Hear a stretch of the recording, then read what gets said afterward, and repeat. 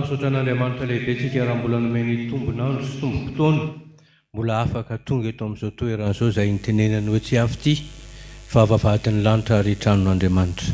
Rehefa vory tahaka izao ny zanak'Andriamanitra dia mitady lalana isisihana ihany koa ny devoly mba hanelingelina ary indrindrandrindra mba hahatonga antsika tsy hifantona ao anatin'izany fotoana izay ahitantsika n'Andriamanitra izany. Iondrika hivavaka tsika dia avy eo tsika androka an'izany herin'ny Satana izany tsy hanankely tsy hanapahefana eto. Vavaka isika.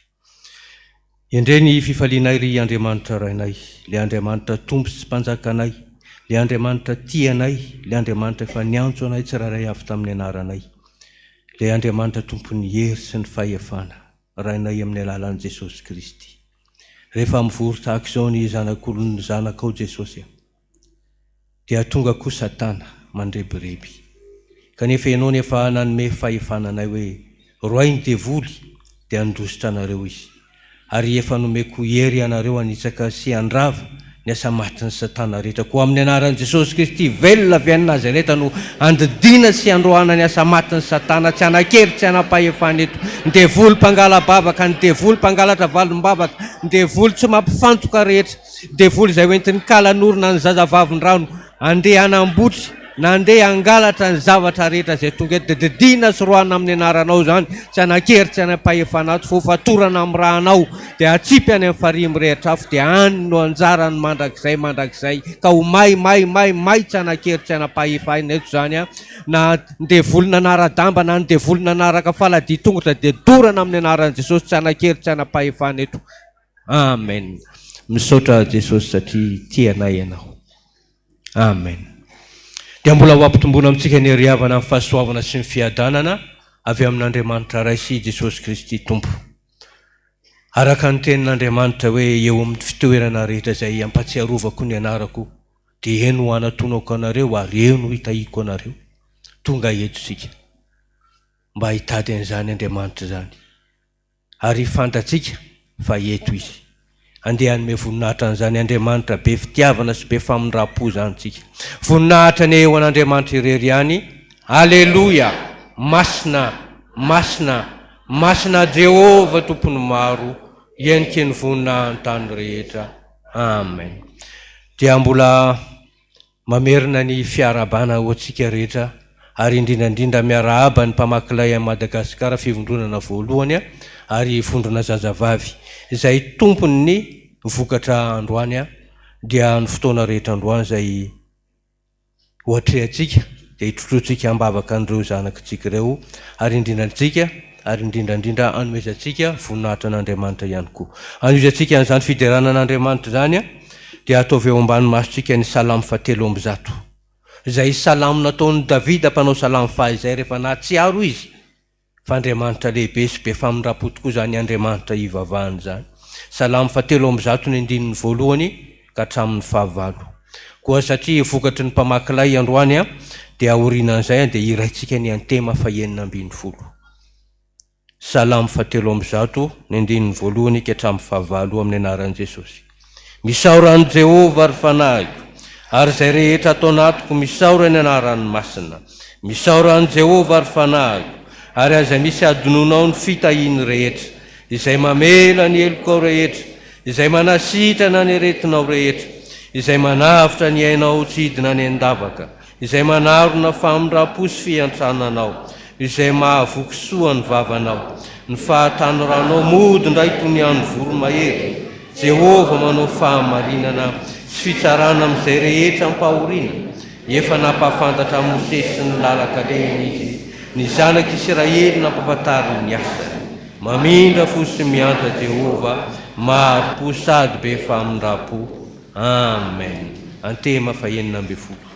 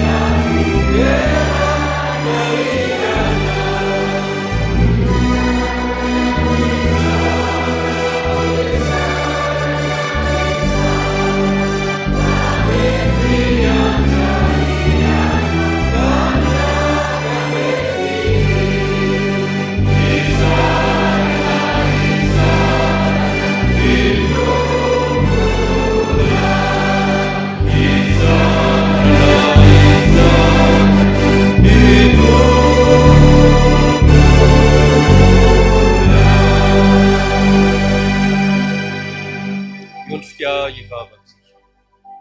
Voninahitra ny eo anao ry Andriamanitra rainay, le Andriamanitra tompo sy mpanjakanay, le Andriamanitra tianay, le Andriamanitra mamindra fo aminay, izay manana ny famindrapo izay tsy azo ny saina eritreretina satria noarinao tahaka ny avon'ny lanitra amin'ny tany izany famindraponao zany. Le Andriamanitra mipetraka amin'ny manerinerina kanefa mijery anay ambany. Le Andriamanitra tompon'ny hery sy ny fahefana ny an-danitra ka hatretỳ tany. Misaotra anao zahay, mideranao manome voninahitra anao amin'izao ora sy fotoana izao satria efa dodiny zahay ny eo aminao. Misy aminay reto Jesosy ny anandratra vavaka ho fisaorana anao. Misy aminay izay tonga eto amin'izao vavahadin'ny lanitra izao koa nefa ny tondram-bavaka ny adi-tsainy rehetra, ny olana sy izay rehetra manjo azy.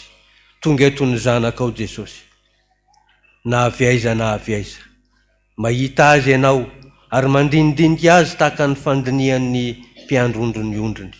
Tonga eto zay Jesosy miaraka amin'ny fonay maloto satria izany ny tianao.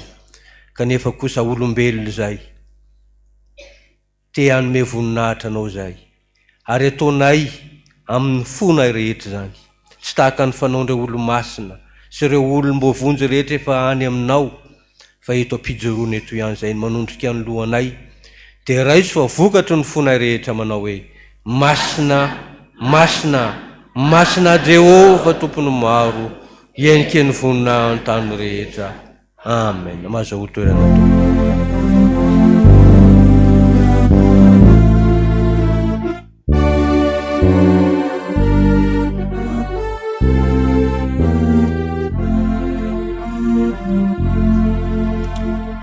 Tonga sahady amin'ny fotoana izay andrenesantsika ny tenin'Andriamanitra sy ny sitrapony izay tiany ho ambara amintsika isika, dia andeha ho ataontsika ny firana fahenina amby 50 ao anatin'ny firana fiderana.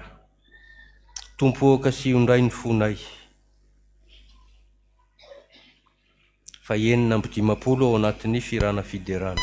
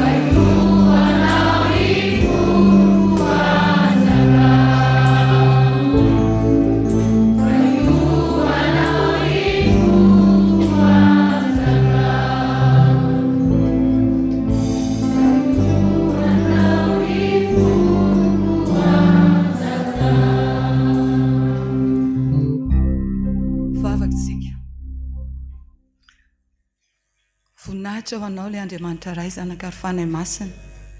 Tonga ny fotoana Jesosy malala izarana ny teninao, tonga ilay fotoana tena hoe tsara indrindra satria andrenesanay indray ny sitraponao.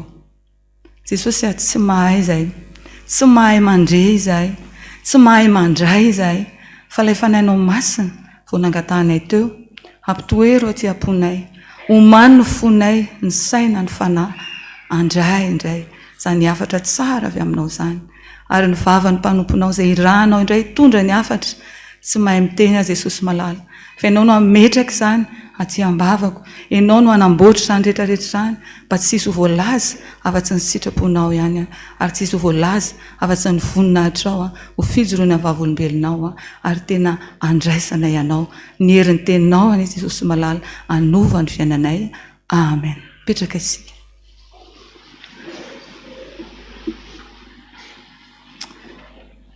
Ho amintsika rehetra ny fahasoavana sy ny fiadanana avy amin'Andriamanitra iray Jesosy Kristy tompontsika dia miaraba antsika rehetrarehetra amin'ny anaran'i Jesosy.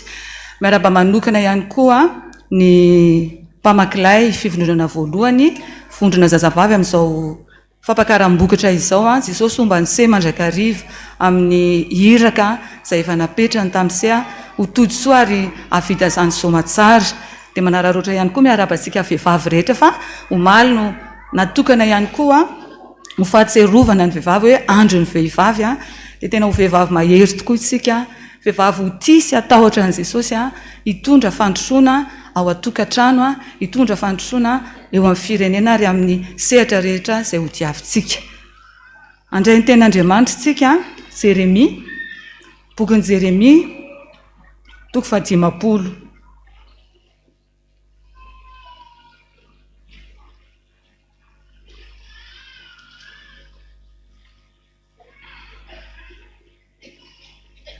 Jeremia toko 15, ny 14 ka hatramin'ny 19 no ovakitsika. Rehefa hita dia raha tsika mamaky amin'ny anaran'i Jesosy. Mila ara manodidina mely an'i Babilôna, ianareo rehetra izay manenjana tsipika. Aseho izy fa aza tsitsiana ny zana-tsipika, fa tamin'i Jehovah no nanontany. Akoray manodidina izy fa efa nikohy, ny rodana ny bateriny. Rava ny mandany fa famalian'i Jehovah izany, valio izy, eny toy ny efa nataony mba hataovinareo aminy kosa. Ary ngiantsoan'i Babilôna ny mpamafy sy izay mitana fijinjana amin'ny fararano, fa noho ny sabatra mandoza dia samy hodina ho any amin'ny firenena avy izy, ary samy andositra ho any amin'ny tany avy. Amen. Ray masino manamasinana eo amin'ny fahamarinana, ny teninao ny fahamarinana. Amen. Mamerina manona ny fiadanan'i Jesosy ao amintsika tsirairay. Fotoana fo ihany andraisantsika hafatra dia izany fiadanam-po izany mba hitoetra ao am-pontsika, ahaizantsika mandray ny hafatra, mba tsy ho fotoana verimaina izao fotoana izao. Ny 5:12 tamin'ny Jeremia toko 15 vakitsika teo, averiko kely. Akoray manodidina izy fa efa nikohy, ny rodana ny bateriny, rava ny mandany, fa famalian'i Jehovah izany, valio izy, eny toy ny efa nataony mba hataovinareo aminy kosa.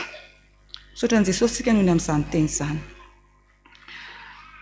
Raha raisitsika tsotra fotsiny izany teny izany, misy fahavalo an'rahan'i Jesosy atsika hoe ravao, valio.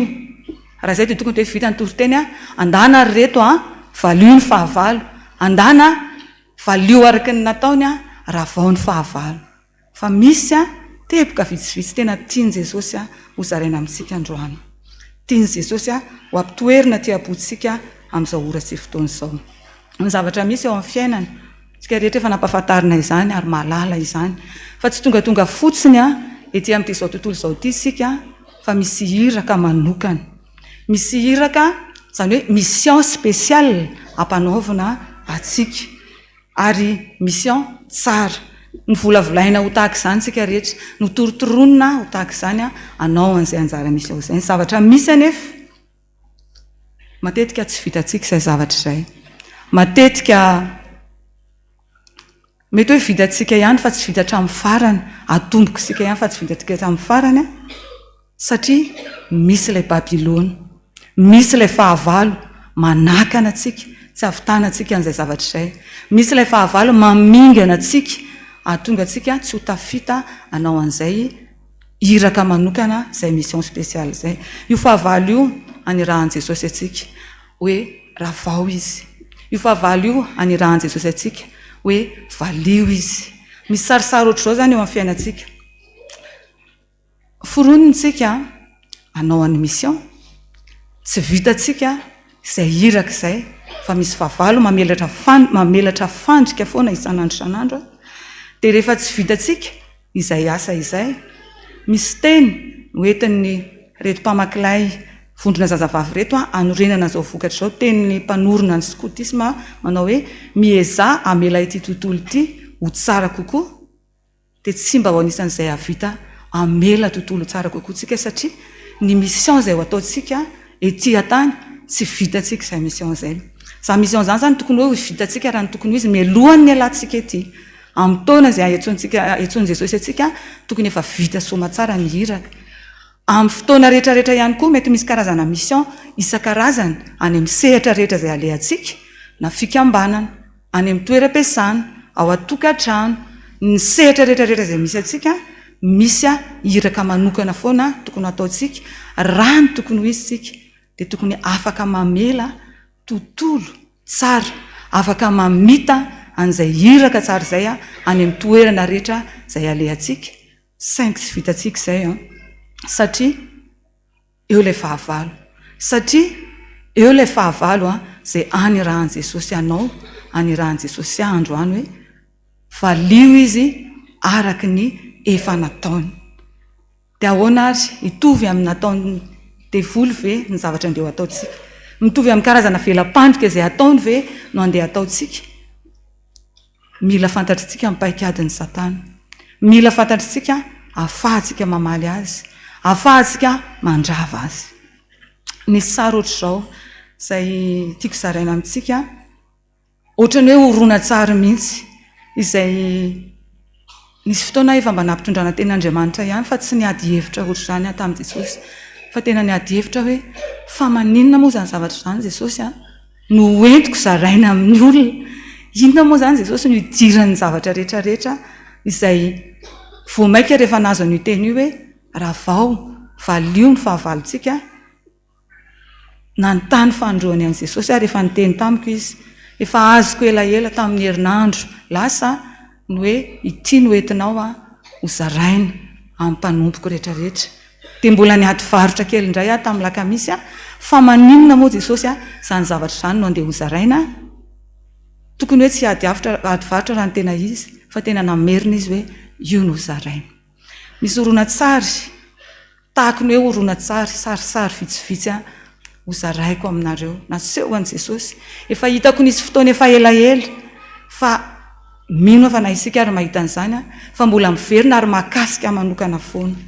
Dia mahita antitra, mahita olona efa mahazo azy taona, mahita rehefa maka-pianatra vehivavy lehibe mpangataka izay miverina mangataka eo am-piandrasana mpianatra zany miandro eo dia iny misy vehivavy tonga mangataka eo izay foinao, miverina foana izy mandritra ny 5 andro no mitsena mpianatra ao anatin'ny herinandro amin'ny hariva, dia tonga io ramatoa io. Zao mantsy ny fanontaniana mipetraka ao an-dohako, tena tsy maintsy ohatr'izao ve Jesosy nefa ran'ny fiainanay rehefa antitra izahay, mangataka sahirana anankiray izay mandeha niady hevitra ao amin'ny toeram-piasana ary vao tamin'ity herinandro ity mihitsy nangidikitika hatramin'ny lohako hoe tena ilay zavatra asain'i Jesosy zarainy izany. Nandeha niady hevitra hoe ny ankabeazan'ny malagasy, isika malagasy rehefa antitra, izany hoe rehefa retirety mijanona amin'ny asa dia sahirana, satria isika ozy izy ilay mpiara-miasa amin'ny anankiray tsy ampy vola, ny olona ozy rehefa antitra mandehandeha eraky ny tapo-tanàna mitsangatsangana manao izay tiany atao, fa itsika tsy ampy vola. Mbola mipetraka indray miparaiky tao an-dohako hoe tena tsy maintsy izany tokoa ve Jesosy. Mahita reportage mety tamin'ny volana Desambra tany vehivavy antitra maromaro any amin'ilay toerana fitaizana antitra ireny, hospice izany, dia zareo any andafy io toerana io fa tsy aty amintsika eto Madagasikara, zareo manana tao zareo koa raha le raha azo antsoina dia le hoe vehivavy sinoby reny zany le miaingo be le manana fiainana sinobism reny fa zareo efa kivy efa mampiony-tsaina hoe efa narininy fianakaviana ny zanany efa zareo rehefa manana fandresen-dahatra hoe za tsisy mitsidika tsony za isaky ny tapa-bolana voatonga eo ny zavikeliko za isaky ny ray volana na isaky ny telo volana dia ny sasa moa zany efa mampiony tena hoe tsisy tonga izany tsony ana nahita an'izay koa naseho an' Jesosy ana ary lasa saina ihany koa mahita an'ilay izy fa nazara tena gaga hoe inona koa raha ny tena malaza saina ana amin'izany ary isaky ny mahita fiainana olon-dehibe dia gaga fa ahoana mahita koa any amin'ny tambajotra serasera mino fa nareo koa efa nahita an'izany reny le hoe olona antitra tsy tonga tsy diany zanany tsony dia lasa izy mamorona zavatra hoe mampiantso fa marary na mampiantso mihitsy hoe maty tongava fa maty ny ray aman-drenao maty ny dadanao na mamanao dia iny fa tonga tokoa ilay zanaka rehefa tonga any mbola velona ka izy fa efa tsy tonga tsony le zaza tsy tonga tsony ny zanaka sy ny fianakaviana dia mamorona izy ireo mba etsona izay ny fomba etsona izy ireo ary nahita koa voaingana be mihitsy na eno hoe olona ao amin'ny fianakaviana hoe marary ony dia tsy afaka mandeha ary tsy manam-bola ahafahana mitsapo tena teo ahako tena nanontany tena teo tena lasa saina ahoana tsara moa zany Jesosy fa ahoana mihitsy moa zany zany fiainana zany Jesosy tena tsy maintsy ohatr'izay ve le lalana hodiavana tena tsy maintsy ohatr'izay ve hoe zany moa zarain'ny olon-dehibe mahatsiaro voahilikilika izahay mahatsiaro izay fa tahaka ny efa tsy misy lavana intsony satria efa voafetra misy fetra ny fahafahana lasa tsy manana herim-batana intsony mahatsiaro izay fa maharefo raha toa satria ny fo moa zany efa malemy dia izay zavatra rehetrarehetra maika fa ny zava-misy hoe tsy tonga tsony isika zanaka tsy tonga tsony isika fianakaviana mijery ny antitra dia marefo dia malahelo lasa ny saina lasa lavitra mihitsy mahatsiaro izy ireo hoe tahaka mivesatra ao amin'ny fiarahamonina dia manontany tena ianao hoe fa inona ny idiran'izany amin'ny vokatry ny mimazazavavy dia za koa araka ny teniko anao teo hoe inona Jesosy no antony izarantsika an'izany inona no antony ampitana an'izany dia misy an'ilay oam-pitenenana ampidiany Jesosy tao am-poky nanao hoe tandremo manao tanora raha tsy fiary ka antitra vo ratsy loka tandremo manao tanora raha tsy fiary antitra vo ratsy loka dia ohatr'izao ny sary anankiray nasehoana le fahanterana le fiainana mandrakizay le ao ambadika izao fiainana izao le fahatanorana le tokony hanaovantsika fiariana tsara le tokony hanaovantsika fiomanana tsara dia le fiainantsika tandremo hoy ny teny manao tanora raha tsy fiary ka antitra vo ratsy loka raha ny tokony ho izitsika tsara loka miaraka amin'i Jesosy any amin'ny fiainana mandrakizay fa tandremo anefa manao tanora ratsy fiary antitra vo ratsy loka dia ahoana ho azany Jesosy inona ho azany no tena zavatra tena tokony ho ataonay ahatonga anay ho tsara fiary dia ny zavatra tena tiany mbola ho averina ary efa averina amintsika foana mbola ho ampatsiahivina foana raha sendra tsy haintsika tamin'ny fotoana nizarana izany dia ity isika lasa mangatsitsika amin'ny fifandraisana manokana amin'i Jesosy isika efa lasa manao tsinotsinona ny relation personnelle le fifandraisana manokana mihitsy amin'i Jesosy vo raintsika le hoe mandeha miasa vo raintsika le hoe miazakazaka anjodi Samaria erak'izao tontolo izao fa ny fifandraisana manokana amin'i Jesosy ratsy fiary zany lay fitiavantsika mivavaka miona amin'i Jesosy fiariana ratsy zany lay fitiavantsika mamaky ny tenin'Andriamanitra isanandro rehefa tereny miazakazaka isika mavitsika miazakazaka mavitsika mamono tena mihitsy mamonjy ny ora any amin'ny toeram-piasana tsy misy tary zany eo anisany tsy misy tary tsisy manaiky tary ary za tena ao anatin'ny olona tsy tary zany amin'ny akapobeany any amin'ny toeram-piasana any amin'ny toeram-pianarana amin'ny fotoana vonjeny fa tsy vitatsika ny mamonjy ny fotoana hifanaovantsika amin'i Jesosy, ny fotoana omeny Jesosy atsika. Voalohany indrindra aloha, samy manana ny fotoana izay tiany Jesosy hiaonana aminy. Ao ny miaona manokana amin'i Jesosy amin'ny andro alina, famakiana teny. Ao ny miaona ny voamarainy alohan'ny atrehana ny tontolo andro. Ao ny mety amin'ny antenatenany. Fa izao lasa ataontsika tsinitsininy izay fotoana izay. Lasa ataontsika hoe ohatran'ny maivamaivana loatra. Lasa tsy zava-dehibe amintsika intsony. Fa nefa tsika raha tsy ampy fifandraisana amin'i Jesosy, inona ary le hoentintsika mandeha any Jodia e? Inona le hozaraintsika any Samaria sy erak'izao tontolo izao? Ny vavaka, ny fitiavana ny tenin'Andriamanitra, ny fitiavana mihaino tenin'Andriamanitra, na any amin'ny onjam-peo zany, na eto amin'ny toerana vavahadin'ny lanitra fandraisana ny toro-teny isan-karazany, any amin'ny karazana fampianarana, any amin'ny hoe fotoana mandritry ny herinandro eto amin'ny fiangonana, ny ao amin'ny tokantranontsika izay tena tokony hanaovana fifampizarana. Matetika lasa tsy vitatsika intsony zany fa maivamavantsika. Lasa tsy zava-dehibe amintsika intsony dia io le fiariana ratsy, io le ampitandremana antsika hoe tandremo manao tahaka ny tanora raha tsy fiary. Sanatria zasy ianao ho tenenina amin'ilay hoe tsy fantatry Jesosy akory, fa iza moa ianao hozy izy fa nefa niazakazaka ihany, kanefa navitan'izao hiraka rehetrarehetra izao ihany dia nefa ho lavina sanatria any amin'ny farany. Zay zavatra izay le fanaovana tsinitsininy izay hiantsony Jesosy atsika, izay mihitsy ilay hiantsona atsika ho ravana. Izay le tenenin Jesosy hoe valio ilay Babilôna tahaka ny nataony tamintsika ihany, satria velam-pandrika ilay fampatoritoriana anjarantsika izao no mampatory indray ny devoly, mandrava sy mamono ary mamongotra mihitsy ary fa tsy mampatory fotsiny fa indrindrandrindra.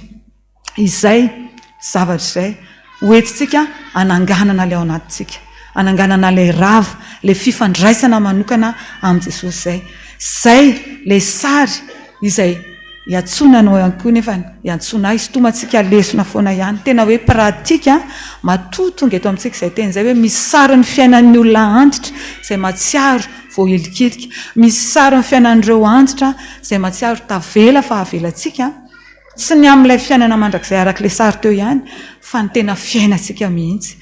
Fa indrindrandrindra koa nefa dieny mbola zao tanora izao, andao akoatran'ilay manamafy le fifandraisana manokana amin'i Jesosy dia ino no manosika antsika hiazakazaka rehefa avy eo anao ny asa ao anatin'ilay fikolokoloana an'ilay fifandraisana izay, ao anatin'ilay fikolokoloana an'ilay fiariana tsara izay mba hahafahana ho tsara loaka rehefa ratra izay. Ka tena mba hivadika izany teny ho ampitenenan'io hoe tanora tsara fiary dia antitra maninona? Antitra tsara loaka. Fa inona moa zany tsara loaka izany? Amin'ny ara-panahy. Rehefa antitra tsika, raha raisitsika tena pratika, efa zatra miazakazaka tsika ao anatin'ny fahatanjorana, efa zatra nanao azy tsika, efa zatra mifandray amin'i Jesosy tsika, fa naantitra ary tsika arak'ilay fiteny, raha ratsy izy hoe tanana zatra mitsotra tsy afaka mivokona intsony fa zavatra tsara kosa, efa zatra tsika ny azakazaka, efa zatra tsika ny zara an' Jesosy, efa zatra tsika ny tory ny fitiavany, ny famindram-pony, ny tory ny fahatsarany, tsy miala amin'izany intsony tsika na dia efa antitra azy. Tsy misy le hoe efa antitra dia hijanona, tsy misy le hoe efa reraka ka tsy afaka anao intsony, fa mba hanana modely tahaka ny ray aman-drenitsika Dada Renatoandro, izy indray ary ny tedavina, zany sa tsy zany? Efa antitra izy fa mbola tedavina, fa tsy le hoe miandry mpitsidika hoe aiza ary rianina tsy tonga mitsidika, aiza ary rianina atao tsy mba namangy mihitsy, fa izy indray ny tedavina hoe aiza Dada fa te hiaona aminy izay, aiza Dada fa misy tolo-tsaina, dia mba ho tahaka izany tsika rehetra, kolokoloina ilay fifandraisana manokana amin'i Jesosy, anosika tsika rehetra rehetra andeha erak'izao tontolo izao, hitory manomboka ao an-tokantrano, eny amin'ny toeram-piasana, any amin'ny toeran'ny ampianarana, any amin'ny fianakaviana, any amin'ny sehatra rehetra rehetra anirahan' Jesosy atsika, dia rehefa anytsika any amin'ny taona any ariana any, isika ilay antsoina foana anolo-tsaina, isika ilay antsoina foana hitondram-bavaka fa tsy hoentinam-bavaka, hiasa fa tsy hoe hiasana, isika rehetra rehetra ilay hifampitedavana. Dia izao le teny teo hoe tsara loaka, dia ny ety ilay tsara loaka teo izany hoe tsara ny ara-panahy akoatran'ilay fiainana mandrakizay dia itsika le hoe tanora ratsy tsara fiara rehefa antitra ifampitendavany vahoaka tsika zany ho tedavany vahoaka tsika hoe aiza ry anina fa te hiresaka aminy misy zavatra tiako zaraina aminy aiza ry dada aiza ry mama fa ianao kosina le mpanao teny mamy foana ianao le mizara tsodrany foana afatra ho an'ny mpamakilay satria sao dia manontany izy hoe aiza nidiranay ao anatin'izany amin'izao taona ny sezao amin'izao fahatandroany sezao ho antsika rehetra moa fa tononiko manokana ao an'zareo satria vokatra zareo le izy kolokoloy ny fifandraisana manokana amin'i Jesosy masotoa mivavaka masotoa miaona amin'i Jesosy ao an-trano eny amin'ny toerana rehetrarehetra tahaka ireny hoe adalan'i Jesosy ireny mihitsy ny zavatra rehetrarehetra iresana amin'i Jesosy daholo fa rehefa feno an'i Jesosy tsika amin'ny alalan'ny fanahy masina io no manosika ny se andeha hazakazaka erak'izao rehetrarehetra izao amita ilay iraka tsara ahafahany se amela ity tontolo ity ho tsara kokoa ka raha ohatra tahaka ny ratsiratsy ny tontolo iaviany se raha mety hoe tsara fa mbola tsara kokoa io rehefa mandalo se mbola tena ho tsara lavitra io rehefa mandalo se dia ozy ny olona hoe nisy mpamakilay vondrona zazavavy nandalo teto mitondra zavatra tsara dia se isika rehetrarehetra ihany koa na aiza na aiza izay foana moa ilay efa irairaina koa hoe ny kristianina raha vao mandalo tokony misy zavatra tsara apetrakitsika izay zavatra raisiny tanantsika rehetrarehetra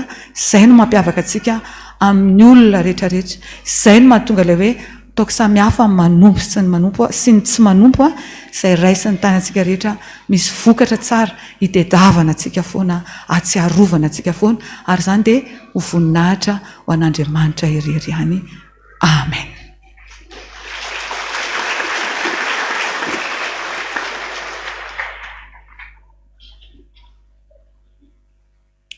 Misaotra azy amin'izany afatra mafonja dia mafonja zany ho antsika tanora dia mafana fotokotsika ary ao anatin'izany fahafanam-potsika izany no tsy maintsy hibanjina atsika hoe hoentiko aiza izany hafanam-poko zany misy hery ao anatintsika ao ary hery tsy haitoainy zany ka alohan'ny hitondrantsika ny tenantsika eo anatrehan'Andriamanitra satria ndrandray ataontsika tsinotsinony zany hery izay nomen'Andriamanitra zany na ho lanilaniitsika foana amin'ny fanaon'izao tontolo izao dia andeha aloha mbola ataontsika ny firana fa 720 ao anatin'ny firana fiderana firana ny fifoazany io hoe ny masoandro anao miposaka ataontsika daholo ny andininy rehetra afantarantsika hoe tahaka ny ahoana no herin'izany antson'Andriamanitra izay hiatsony atsika tsirairay avy zany tsy handany andro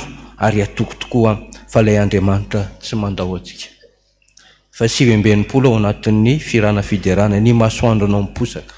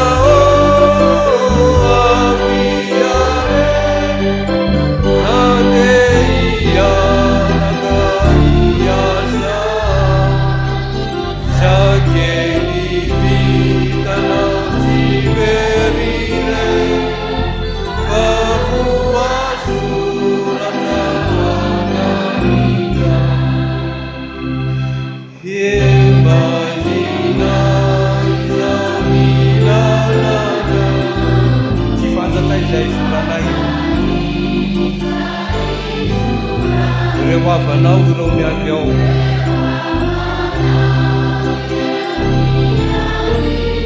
tarimonao ireo adidinao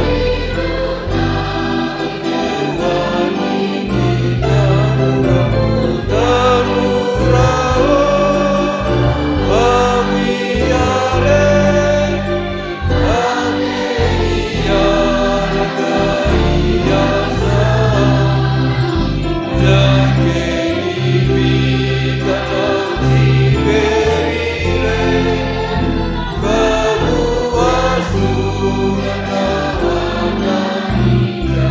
Tanora maro namanay mba matoky tanora namanay mba matoky Jesosy tantananty zanay no alehanao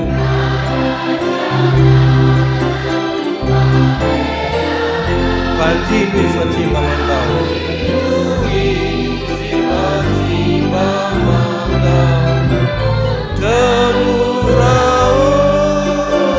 amiane andeha hiaraka hiasa zakeny hitanao tsy verire fa voasoratra manganitra hitsangana hivavaka mbola tsy mitsahatra misaotra anao zay re Andriamanitra rainay tsy mitsahatra misaotra anao zay satria mampianatra anay isan'andro isan'andro anao ary mampiomana anay ihany koa fa raha tanora ary zay ankehitriny dia mbola antitra mbola ho antitra rahatra zay ary amin'izany fahanteran'izany indrindra no hiverenany saina indraindray ho toy ny zaza ary hiverenana indray zay tsy mahatsiaro tena ary tsy mahatsiaro saina ny amin'ny zavatra tokony ho atao fa dia ny mbola tanora zay Jesosy dia mangataka anao zay hiaraka aminay mangataka ny herin'ny fanahy masinao zay mbola ombanay tsirairay avy fa na tanora ny vatanay na mbola tanora ny fanahinay dia toano amin'ilay fanahy avy any aminao ilay fanaham-pananatra ilay fanaham-panolo-tsaina ary indrindrandrindra ilay fanahy tianay izahay tanora Jesosy dia mandehandeha araka ny sitraponay araka izay tianay fa indraindray zay tsy mieritreritra an'izay ho andronay sy ny zavatra mety hitranga aminay fa ny mpanomponao Davida mpanao salamo nefa nampianarinao hoe mampianaranay anisan'ny andronay sisa mba hahafahanay hanana fanahy endry dia mba mangataka izay Jesosy mba omeo anay ilay fanahy endry omeo anay ilay fanahy feno fitiavana ilay fanahy mahay mizara ilay fanahy mahay mifankatia mba hahafahanay manorona indray ny fiarahamonina mba ho tena ao anatin'ny fifankatiavana sy ny filaminana mety hambava ihany zany Jesosy fa hanempoana ihany zay tsirairay avy dia manana izay zavatra tiana hoentina aminao sy hifonanay eto satria tsy vitanay izany sitraponao zany mety tsy vitanay akory ny mamaky ny teninao isan'andro isan'andro mety tsy vitanay akory ny mivavaka maraina atoandro hariva satria zany ny tianao Jesosy amin'ny fotoana rehetra zay atserovanay fa eo anilanay ianao dia tokony hisaotro zay tsy vitanay zany fa variany zay miazakazaka amin'izao fiainana izao mirotoroto amin'ny fitadiavana kanefa ianao nefa niteny Jesosy hoe zava-poana aminareo ny alipandry sy ny fo maraina ary ny mihinana ny hanina azo amin'izany fahasahiranana zany kanefa zany hoe ianao dia omeny malalany na dia matory ary izy dia mba ho malalanao zay Jesosy kanefa izao tontolo izao no misarika anay tsy ho any aminao izao tontolo izao no manafina anay amin'ny fahotanay ka lasa hevitra mampisaraka aminao Jesosy ankehitriny izay ota rehetra fantatray fa mampisaraka aminao dia ho ravaravana eto zany amin'ny anaranao ka mba ilaozanay ka mba ho afonay ary tsy hiverenana intsony ary rehefa fantatray fa tsy hiverenana intsony zany dia na hiady varotra aminao eto zay na angataka aminao eto zay dia fantatray fa Andriamanitra be famindrapoanao izay mantsy zay zanak'olombelona Jesosy efa fantatray sahady ny fahatsoran'ilay Andriamanitra ilay tianay dia efa mionona ny sainay fa na inona dalàna ataonay na inona fahotana ataonay ka mibebaka izay dia mamindra fo ianao mankasitraka Jesosy misaotra noho izany famindraponao zany fa ianao mihitsy mantsy no efa niteny hoe tsy olombelona akory ka ho tofo mandrakizay fa noho ny anarako masina dia ho nonoko ny fahatezerako misaotra Jesosy fa na hifandahatra eto ary zay fa na dia mena tahaka ny jaky ara ny fahotanay dia mbola hofitsianao tahaka ny noram-panaly zany. Tsy tahaka tray izany abean'izany fitiavanao zany sy ny famindraponao zany fa dia makasitraka Jesosy. Ary amin'izao sisy zao dia mikasy izay tsy hiverina intsony amin'izany fahotana zay fa nilavinay ary efa natolotra ianao teto zany. Ary efa manana an'izany fahasahiany zany zay. Dia sahana ihany koa no midera tahaka ny Davida mpanao salamo fa izay manao hoe sambatra ny olona izay voavela ny elony sy voasarona ny fahotana. Sambatra ny olona izay tsy sain'i Jehova eloka ary tsy misy fitaka ny fanahiny. Amen. Mino an'Andriamanitra ray tsy tompanao ny lanitra sy ny tany ao. Ary mino an Jesosy Kristy zanan'ilay tompona tompontsika izay nitorotorona tamin'ny fanahy masina nateraky Maria Virginie nijalana napapozy Pilato nombona tany azy fijaliana matika na levona nidina tany amin'ny fiainantsika nitsanga tamin'ny maty tamin'ny andro fahatelo niakatra ho any an-danitra mipetraka kavanana an'Andriamanitra ray tsy tompo avy any mividiny tsara ny velona sy ny maty mino ny fanahy masina fiangonana masina manera n'izao tontolo izao fiambonan'olona masina ny famelan-keloka fitsanganana ny tena maty ary ny fiainana mandrakizay. Amen. Inona reno atakaloko an'izany Jesosy izay mpanisy soa azy zany 7:7 ny andininy voalohany ihany.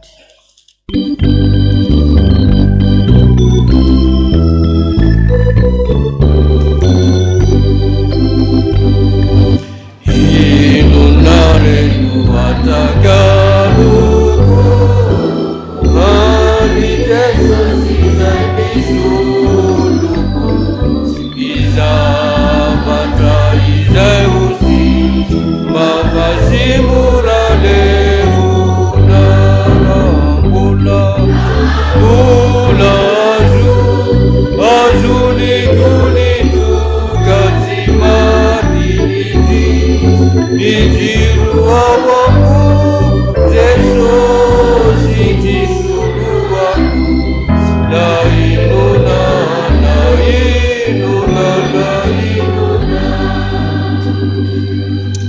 noho ny fitiavan'Andriamanitra sy ny famindrapony dia ho tanteraka tokoa ane zany amin'ny anaran'ny Ray sy ny Zanaka ary ny fanahy masina.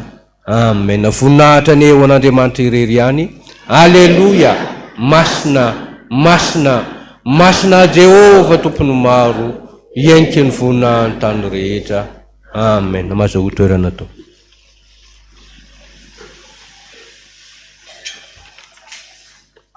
dia mbola faly miaravantsika rehetra indray natratra nyty andro androanty andro fanateram-bokatra ny zanantsika ao amin'ny mima vondrona zazavavy dia miarabany sea maefa be mandrakariva amin'ny asan'ny tompo ary mandehana amin'ny fanaovana ny asan'Andriamanitra amin'ny tahotra sy ny ovitra mandrakariva. Reto indray ireo mpanompon'Andriamanitra manana ny tsingeritaona ny androany ka nahatonga n'izany taty dia hovakina amin'ny anaran'i Jesosy ny anaranareo Andriamatoa sy Ramatoa isany. Randrianay fisolofony aina, Randria Malala Mandresy, Tonton Ramil John Jean, Rasamy Heritso Jean Bertin, Ratoandro Nirina Fanja Arliva, Vonjo Malala Tolotry Niavo Leantso, Ndriananja Yagahery, Randresy Vonkatso safidy ny aina Mikael Joanna, Tately ny aina Brianne, Antsa ny aina Fitahina Christiana, Rakoto Rahala Jean-Pierre, Rafanomezatso François Xavier, Rakoto Nirina Élisée, Rasoa Faramanana Tatiana, Ravonson Isabelle 25 taona, Ramanga Armisa Esther, Randria Mialiso Roger, Miraniaina Mbolafi, Rivo Aritsimba Oby, Serafina, Razananaivo Antitra Voahirana, Rakotosolo Geralda sy Razananaivo Antitra Voahirana 17 taona ny mariazy, Rarivo Sonoro ary Andriamanarivo sitraky ny aina. dia miarabanareo amin'ny anaran'i Jesosy. Betsaka ny zavatra nangatahndreo mpanompondreo izay mentintsika ao amin'ny fitrotroanam-bavaka rehefa aveo. Misy mangataka vavaka fahasalamana, mangataka no afaka baka, mangataka fahendrena, ary misy ny mangataka hira. Ny kadô tsara indrindra dia ny atolotry ny Jesosy ho anareo ary atolotry ny fiangonana dia ho amin'ny boky ny Ezekela 9:30 ka ny 9:10 tapany B. Ezekela 9:30 ka ny 9:10 tapany B amin'ny anaran'i Jesosy manao hoe: ary anisoanareo mihoatra ny tamin'ny andohanareo ao Jehova, ka dia ho fantatrareo fa izaho no Jehova. Amen. Ndao tsika fiangonana hitsangana hivavaka ho an'ireo rehetra manana ny tsingeritaona maro samihafa, na ny nanoratra tetia na ny tsy nahasoratra. Vavaka isika. Voninahitra ny eo anao reriany, ry Andriamanitra ray, zanaka fanamasina, tomponay sy mpanjakanay, le manome tokoa ny tombonandrom-pahavelomana ho anay tsirairay avy. Misaotra anao izay andro any, fanatsiaran'izany ireo mpanomponao ireo, na nanoratra anarana na tsy nanoratra, mahatsiaro anao mangina any am-pony any. Hitanao daholo ny fiainany rehetrarehetra. Tsy nisaraka taminao izy, ka rehefa tonga ny tsingeritaona dia mitotototo miazakazaka ty an-tranonao, manolotra ny fanatom-pisaorana ho fanaingoana ny tempolinao masina. Ndreo ary izy ireo Jesosy, hitanao ny fangatahany tsirairay avy, mangataka vavaka, mangataka fahendrena, mangataka no afaka fanadinana, hitahinao ny fiainany tsirairay avy. Ianao le Andriamanitra manakare-pahasoavana, ary ampy mizara ho anay tsirairay avy zany a. Jereo isam-batan'olona izy ireo, jereo isa-tokantrano amarino amin'ny teny izay mena ho anazy androany, fa nisy ho azy ianao mihoatra noho ny tamin'ny androany. Dia mba hijoro mandrakariva izy, fa mpanomponao ary mbola nomponao mandraka izay. Amin'ny anaranao Jesosy no angatahanay, sanaovanay izany vavaka izany. Misaotra Jesosy eo. Amen. Petraka isika.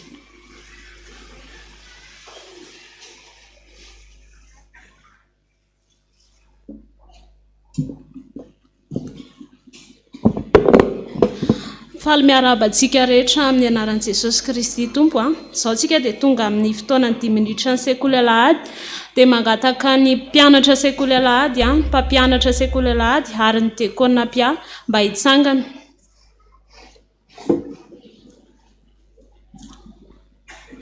Ataontsika ny hira 8:20 sy 700 ry Jesosy akaizany zaza. Andiny voalohany ihany.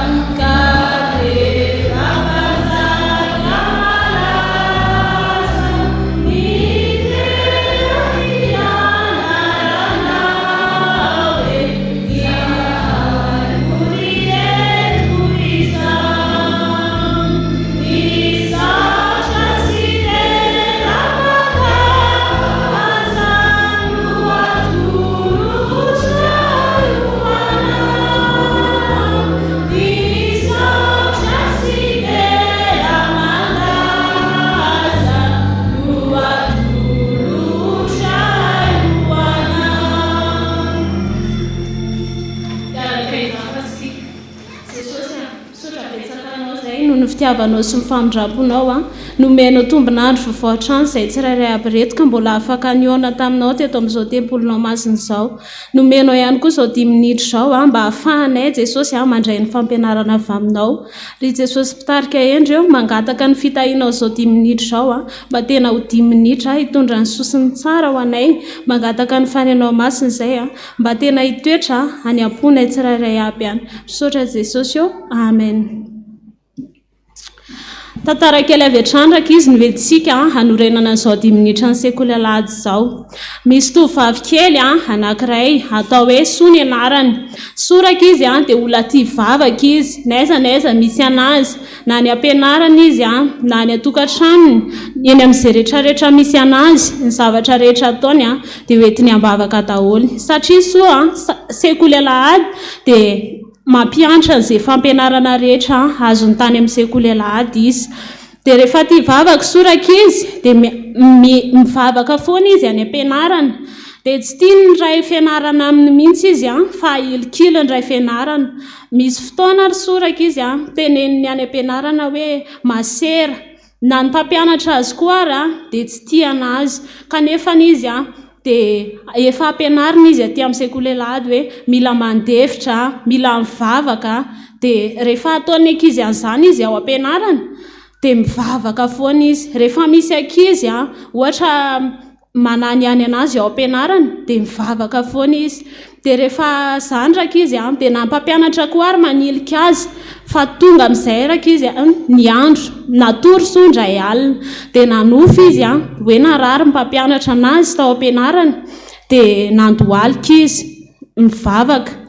Dia rehefa mivavaka soraka izy dia sitrana le mpampianatra azy dia taitro soa ny alina dia tonga dia nitondra mbavaka an'ilay mpampianatra anazy izy.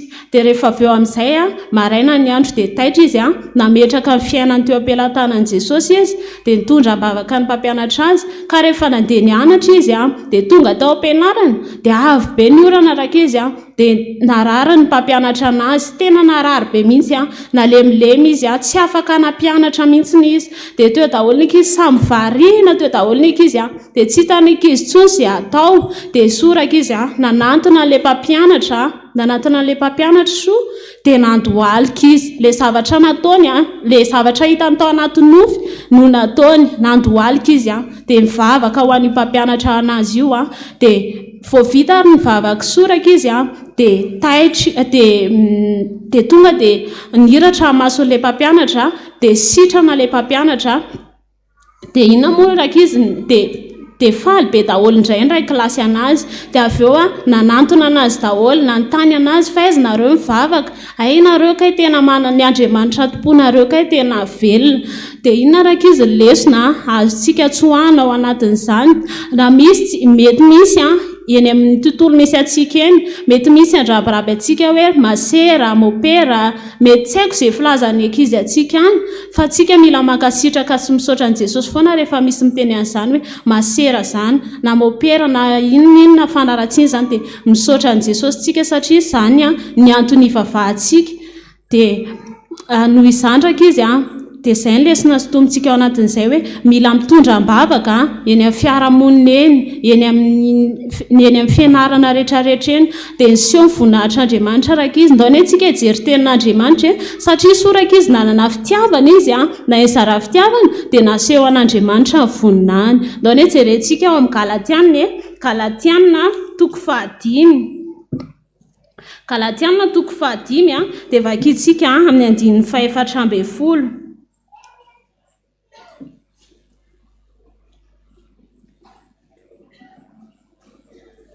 Hovakitsika amin'ny anaran'i Jesosy fa tanteraka amin'ny teny iray ihany ny lalàna rehetra dia izao: tiava ny namanao tahaka ny tenanao. Zandraka izy dia voninahitra ho an'i Jesosy irery ihany. Amen.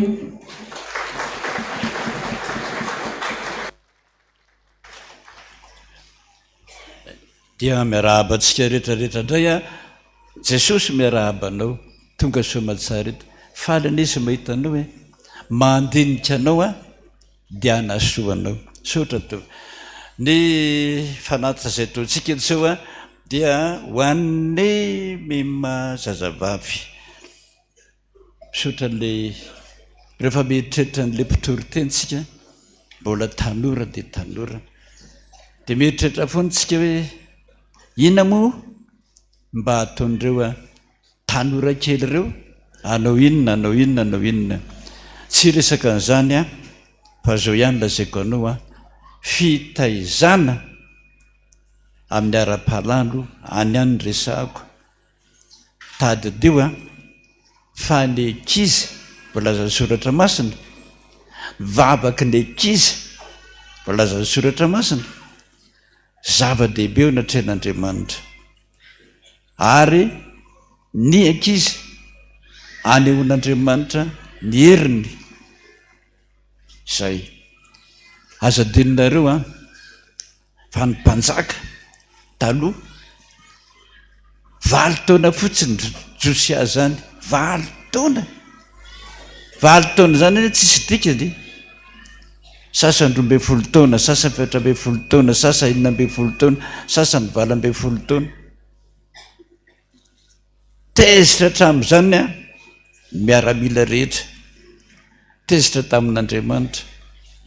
Angamo tsy misy olon-dehibe aty, anga tsy misy olona manapahaizana, manapahindrena. Reny re zazakely tsisy dikany reny, reny noentina mitondra ny fitany sy ny firenena. Vo ny teny zany, mpisorona raha ny teny zany, mpisorona. 100 lahabe zao am-piangonana, de rehetra pokatra amin'ny atidohany, maty, lavenina sisa. Teny Andriamanitra, zay tsy manaraka ny teny io zaza kely io, dorako tahaka an'izao. Fa tsy azy ny teny fa zay ny nampahendry mihitsy vahoaka tamin'izany. Ka ny tiako lazaina aminareo fitaizana, mahay mitory-teny sady, mahay mananatra sady, mahay sasana zany ane efa lehibe 20 taona 20 taona raha mahita kadradraka fotsiny de any ambony fandrina miantsy vonjeo.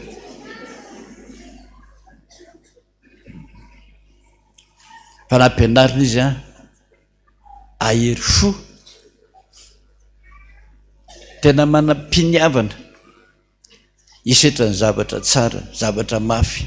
Misaotra raka izy ka dia tsy voalaza temo hoe nde hoe zareo zao rehefa amin'ny nareo mbo manao tafika masina, manao tafika masina. Hitako ndre mandeha tany amin'ny faritra Ambanja raha tsy diso, tapaka ny tetesana, de reny tanora rehetrarehetra reny ny azakazaka mitsapa hazo dia nanao tetezana andahanan'ny olona. Faly ny olona tamin'izany, mahavita an'izany ve ny ankizy? Raha tsy nisy fitaizana zany tsy nahavita an'izany izy. Ka dia anjarantsika ny manohana azy, zay ny anjarantsika ny manohana azy. Tsy tongantsika fa reny tongany. Ary rehefa mba mitory teny izy na milalao eny rehetrarehetra eny tonga daholo ny ankizy rehetrarehetra miaino azy, dia rehefa avy eo bebaka atao batisa. Faly ny ray aman-dreny amin'izany, ohatrany hoe tsy vitantsika olombelona zany lehibe, fa vitan'ny ankizy. Ka dia nohona azy tsika rakitra voalohany kitapo amin'ny fiangonana, fa ny amin'ny mpania kosa ataontsika daholo ho amin'ny mima zazavavy. Zay mamem-pifaliana no kasitrahana indrindra.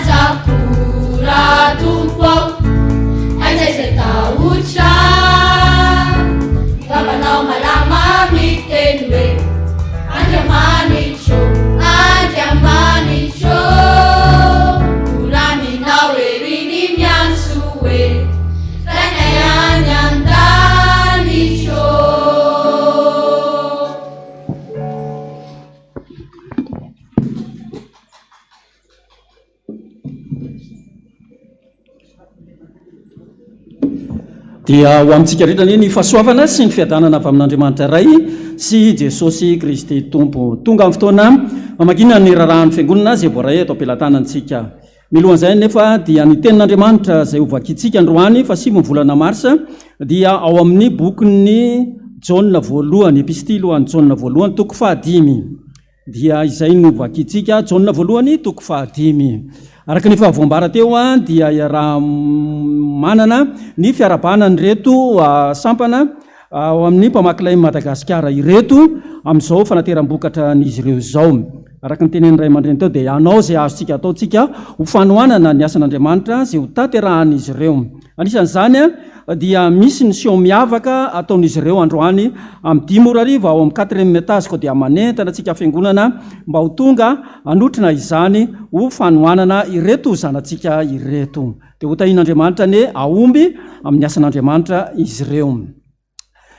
Filazana avy amin'ny sampana hanomboantsika izany. Avy amin'ny sampana tanora zokiny antsona ny dekona Simvomerapia, ny branche komity ary ny mpikambana rehetra ao amin'ny sampana Katezo ho tonga anatrika amin'ny fivoriam-be tsy ara-potoana ny sabotsy 12 volana martsa ho avy izao. Azany dia ho tanterahana ao amin'ny salle 316 3e étage amin'ny 2 ora ariva. Aoka ifanentantsika ary fampilaza mba ho fanentanana ny asan'Andriamanitra izay tandrify atsika. Dia avy amin'ny Katezo ihany antsona ihany koa ny zanaky ny fiangonana feno 17 taona miakatra izay vonona hitoro ny filazantsara amin'ny talenta izay nomain'ny tompo anao, toy ny hoe milalon-tantara, mihira, mitendry zava-maneno sy ny sisa, mbola tsy ao anatin'ny sampana mba ho tonga ao amin'ny sampana Katezo ao amin'ny salle 316 3e étage. Isaky ny asabotsy amin'ny 2 ora fa misokatra ny fampidirana mpikambana vaovao ary mifarana amin'ny sabotsy 15 volana avril ho avy izao izany. Avy amin'ny dekona Pian Sekolelahady.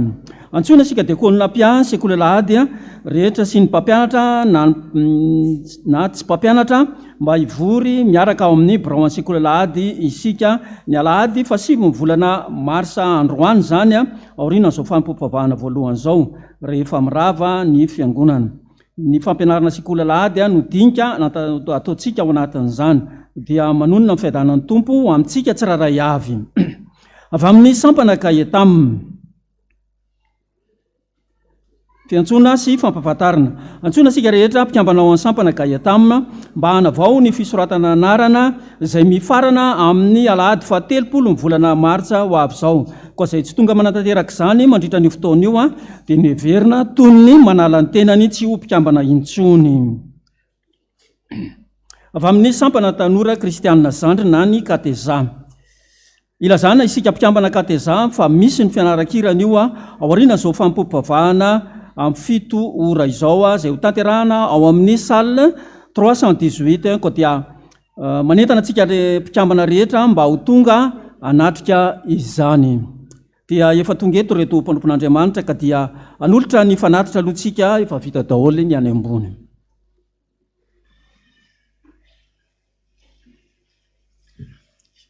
Tombotra misaotra an'Andriamanitra sika amin'izany ary satria vokatra any sampana androany sampana dia natsary foana fa tena tia azy Andriamanitra niaro azy zany natsarotsara mihitsy fa nisy fandehanany tily indray mandeha kapakitay any amin'ny tongony efa maky raha zany fa ny vavaka ireo vavaka nataony pansement dia nijanona ny raha. Saotra ny Jesosy sika amin'izany ka dia manamafy ireo ankizy ireo manao hoe tiako loatra ianao Jesosy. Tsangantsika rehetra.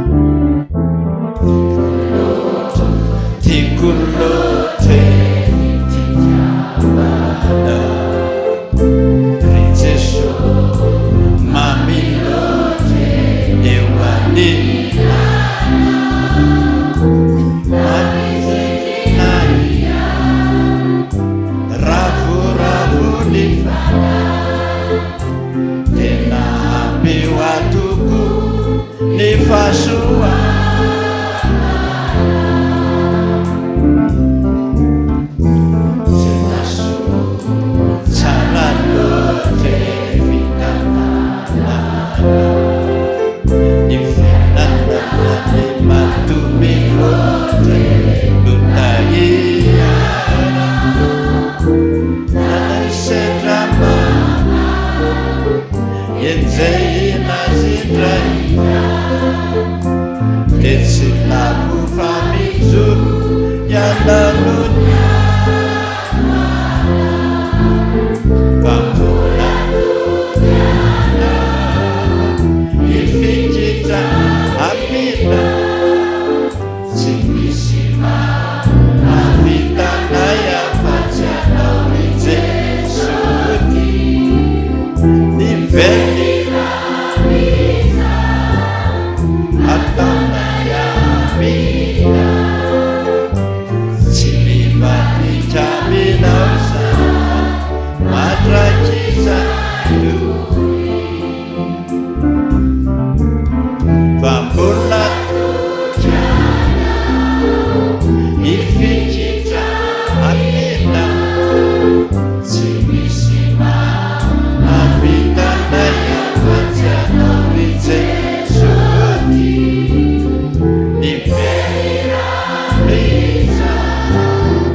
ataonay amina tsy mivanika aminao za mandrakiza teka ho an'ny tomponsika babakisika faly anao Jesosy mahenao zany dina ataony vahoakanao rehetrarehetra zany indrindra fa ireto mima kely reto Jesosy zay miazakazaka manao ny asanao sady mbola kely ary inonay fa ho zatra anompo anao izy a mandra-pahalehibeny misaotra Jesosy zay ny vitanay androany amin'ny fonay rehetra taio reo tahaka ny tahina ao ny mpanjaka kely fahiny iry Josua sy ny namany taio izy ampaherezo izy iresao izy anaro izy fa mbola zaza misaotra Jesosy ny angatahako aminao Jesosy tsotra ihany mamondrafo aminay mpanota manko zay manota foana no ataonay etỳ tany fa tsy hoe saika nanota professionnel amin'izany zahay Jesosy de fona aminao zay raha mba misy ditra kely ataonay na ataony zanakay a mamondrafo aminay ianao Jesosy sotra Jesosy fonina hatrane ho an'Andriamanitra rery ihany halleluia masina masina masina Jehova tompony maro tanrehetra tanteraka tokony izany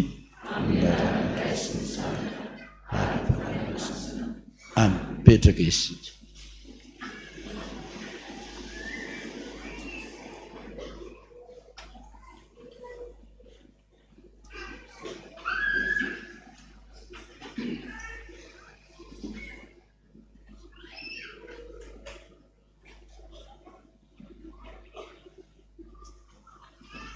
dia hotoizina ny famakina ny rarahan'ny fiangonana zay voaray eto ampelantanana avy amin'ny sampana kateza ilazana sika mpikambana kateza fa misy ny fianarakira anio ao arina ny fampopavahana amin'ny 7 ora izao dia ao tantarahana zany ao amin'ny 318 ko dia manentana antsika mba ho tonga anotrina izany avy amin'ny sampana lampe na laika amin'ny fony ilazana isika dekônina mpiasy mpikambana sampana en lampe rehetra mba ho tonga amin'ny assemblée générale na fivoriam-be voalohany dia atao androany zany amin'ny 7 ora maraina androany 9 mars amin'ny 2 ora sasany ao amin'ny 3e étage ka dia manentana atsika amin'ny fahatongavana fa dia zava-dehibe no tanterahantsika ao anatin'izany avy amin'ny vondron'ny mpampianatra ny sampana vondron'ny mpampianatra dia faly mampandrehantsika mpiara-mivavaka feno 12 taona no miakatra fa ny fandraisana mpikambana vaovao dia mbola mitoy hatramin'ny fa 1 ny volana martsa ho avy zao entanina manokana ihany koa isika katekomenina sy ny mpandray fanasan'ny tompo mbola tsy ao anatin'ny sampana mba hiditra ao amin'ny sampana vondron'ny mpampianatra ny fotoam-pivorintsika dia ny alahady maraina aorinany fampopavahana voalohany ao amin'ny efitra 314 izany. Avy amin'ny fifoazana ilazana ny mpiomana sy ny mpiandry eto amin'ny fitandremana taninanandrano dingana voalohany izay nafeno heritaona nanaraka ny fampianarana fa maniry hiatrika ny tombanezaka amin'ny volana martsa dia isoratra anarana ao amin'ny pasteur iraka raha samy manana irika. Misy ny takelaka na ny fisy alaina ao amin'izany mba ho fenoana hoentina amin'ny fotoanan'ny tombanezaka izay ho tanterahana. Avy amin'ny fampafantarana avy amin'ny RNM FOIP araka ny PTA 2025 tapaka tamin'ny fivoriana ny MFF farany teo ny RNM na FOIP na ny rafitra mpanaramaso dia manatanteraka ny fampiofanana RMM ny synodam-paritra Nalamanga sabotsy fa 12 volana martsa 2024 avy zao. Izany dia manomboka amin'ny 7 ora maraina ao amin'ny rihana faefatra eto amin'ny fitandremana taninanandrano. Koa dia manentana ny fahatongavantsika rehetra ho voninahitra Andriamanitra hoy ny tompon'andraikitra amin'izany. Filazana fanambadiana. Andriamatoa Rarijo Narson Olivieron sy Ramatoa Raseheno Razanamalala Lovasoa Andaniny. Andriamatoa Rakotoniaina Jean-Claude ary Ramatoa Rantompo Armanana Nalsoa Ankilany. Dia faly manasa antsika anotrina fanamasinana amin'ny fanambadiany reto zanany dia Rary Johnson Menjanahary Rado Andrianna sy Rantoanina Tsanta Famonjena Jessica. Izany dia ho tanterahana eto amin'ny fiangonantsika ny sabotsy fa 12 volana martsa ho avy zao manomboka amin'ny 7 ora maraina. Ramatoa Razafindranaly Justine sy pasteur Ratsimanarsoa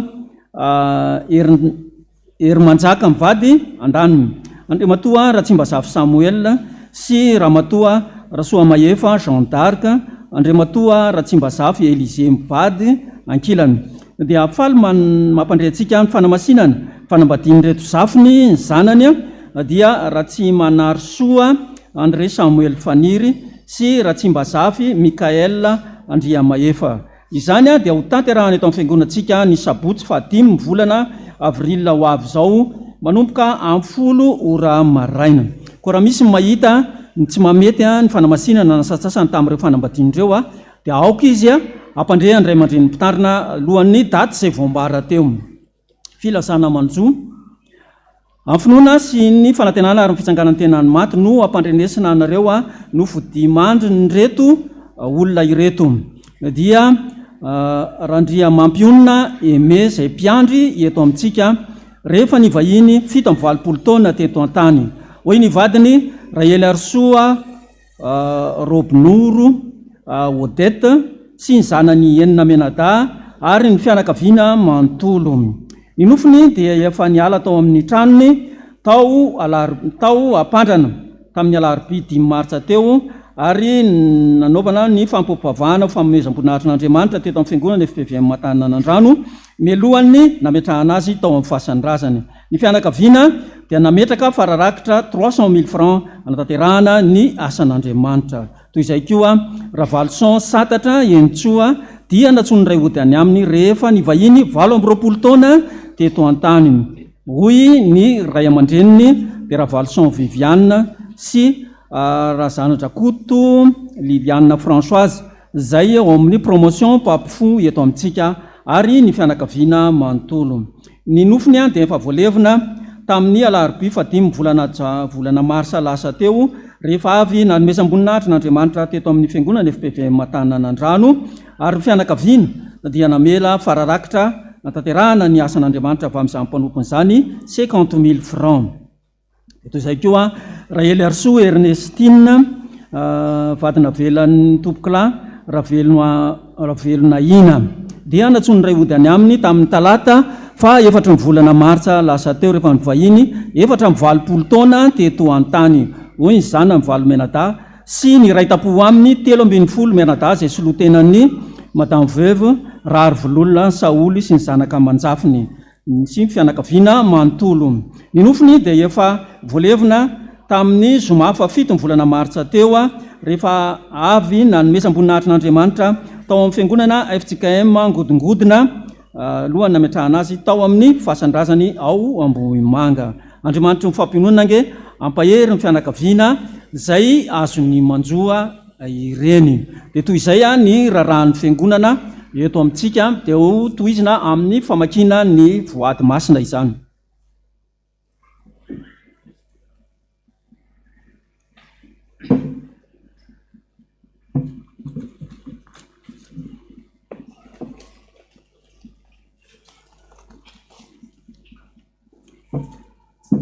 Dia misy fanamafisana kely tamin'ilay rarahan'ny fiangonana teo dia ny tsonan'ny diakônina pia sy ireo mpampianatra tsikolalady hanao ny fivoriana izay ho tanterahana.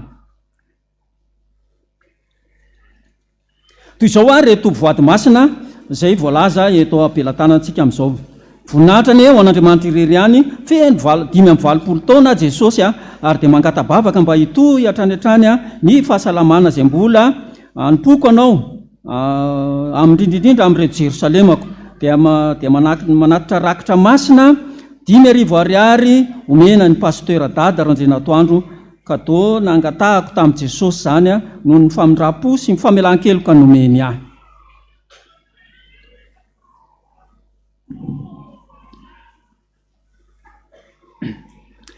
Misaotranao zay Jesosy fa dia mbola novalianao mivavaka izay nataoko mety tsy araka ny seritreritro fa ianao ny mahalala izay tokony mahasoanay sy ny mpanomponao. Ary dia mbola mangataka izaho Jesosy aza vela ho ravany devoly ny tokantranonay ary mamindra-fo amiko sy ny dadanay ary ilay vehivavy mba ome vady sahaza ho azy izy mba tsy angalabadin'olona intsony. Dia misaotra anao zay Jesosy manolotra vola 2,000 ariary ho an'ny fiangonana. Raky mpisaorana Salamo 103 andininy voalohany faharoa ary fahatelo. Misaotra indrindra Jesosy fa lehibe noho ny valimbavaka izay natolotra ao anay ary dia manolotra vola ako 3,000 ariary ka 2,000 ariary ho bonane ho an'ny dada Ranjenatoandro, 2,000 ariary kosa ho an'ny sary sy ny feo eto amin'ny fiangonana. Tsy misy soratra 5,000 ariary. Misaotra betsaka ao Jesosy ny amin'ny fitantananao ny diako ka tody somatsara eto amin'ny tempolinao masina indray androany. Ary dia mangataka fahendrena avy aminao Jesosy manolotra vola izy 2,000 ariary ho an'ny FPVM Ambilobe izany. Fanatim-pisaorana ho fanomezam-boninahitrin'Andriamanitra vola 2,000 ariary. Tsy misy soratra vola 2,000 ariary. Ity mahandro ity Jesosy no miantso ka dia miaino anao Jehovah ka namaly anay. Misaotra indrindra Jesosy fa hita ihany ilay karama very. Indro misy vola kely 2,000 ariary. Anasoavana ny asanao voninahitra ny ho anao rery any Jesosy Kristy tomponay io. Amen.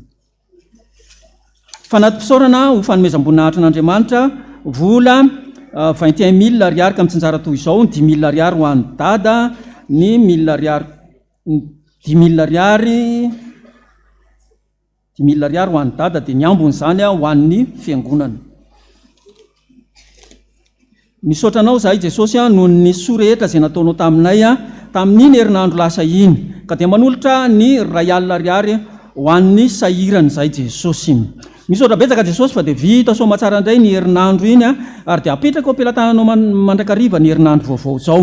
Ity misy vola kely Jesosy azo tamin'ny fahasoavana izay natolotra ao anay ka dia raiso vokatry ny fonay izany 2,000 ho an'ny sary sy ny feo. Tsy misy soratra 3,000 ariary. Jesosy zoko malalanay io misaotra anao noho ny mamindra fo tamiko anao ary misaotra anao aho fa na dia nandalo fotoana sarotra ary dia tiako ny nampianarinao anahy ary dia matoko indrindra sy mino Jesosy ary ataoko lehibe ny finoko ka ny fanahiana rehetra dia lavika eo anatrehanao eo amin'ny anaranao. Indro ny voalohany bokatra atolotra ao anao tamin'ny volana febroary lasa teo vola 2,000 ariary ka dia mitsinjara toy izao 2,000 ariary ho an'ny dada RJJ, 2,000 ariary kosa ho an'ny sekoly fiotazan-tsoa. Je t'aime Jésus. Amen. raha mpisaorana vola rahetsy ariary ka ny 5,000 ariary ho an'ny dada Randrinatoandro, dia ho an'ny fiangonana Ambilibea pasteur feno zara izany, dia manolotra vola izy 5,000 ariary koa, dia mangataka vavaka mba ho salama tsara sy tombo ny ara-panahy, dia mba ho tahiny Jesosy foana ny fidiram-bolanay fa tena sahirana manoloana ny adidy maro, dia maro isan-karazany zahay. Misaotra indrindra Jesosy eo, amen. Ty vola 4,000 ariary ho an'ny sary sy ny feo. Indray Jesosy ny ampahafolo izay nomenao anay tamin'ity herinandro ty. Misaotra indrindra Jesosy eo, manolotra vola izy 5,000 ariary. Misaorany Jehovah ary fanahiko ary zay rehetra atao anatiko misaora ny anaran'ny masina solom-boninkazo tamin'ny anniversaire dia 25,000 francs, amen. Tsy misy soratra 5,000 ariary.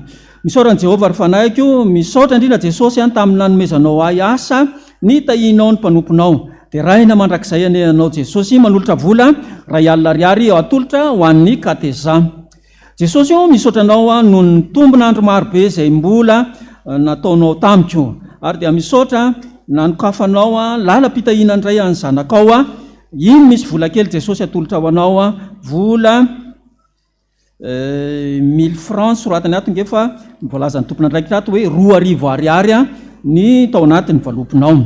Raky mpisaorana voninahitra ho anao irery andro Andriamanitra ray, misaotranao zay Jesosy fa dia mbola nandray ny karamako indray feno indray aho, ary dia na dia tsy miasa nandritra ny 2 volana aza noho ny tsy fahasalamana izay nahazo aho, dia manolotra vola 2,000 ariary ho an'ny sary sy ny feo ny tenako. Misaotra betsaka Jesosy fa dia ny famindram-ponao mandrakariva no natoy izao anay, na dia tsy tanteraka ary izahay. Tonga indray Jesosy ny fotoana andehanana any an-tany lavitra any aka etam-barotra, koa dia apetrako mandrakariva ao ampelantananao ny dianay amin'izany. Manolotra vola 3,000 ariary ka ny 2,000 ariary ho an'ny dada, 2,000 ariary kosa ho an'ny sary sy ny feo. Jesosy ity indray ny zanakao izay ao anatiny tsy fahasalamana kanefa mangata bavaka avy aminao mba ho tahinao foana omendreo fahasalamana, dia manolotra vola izy 2,000 ariary. Tsy misy soratra 5,000 ariary. Misaorany Jehovah ary fanahiko, ary raha mbola velona koa aho dia anompo an Jehovah mandrakariva.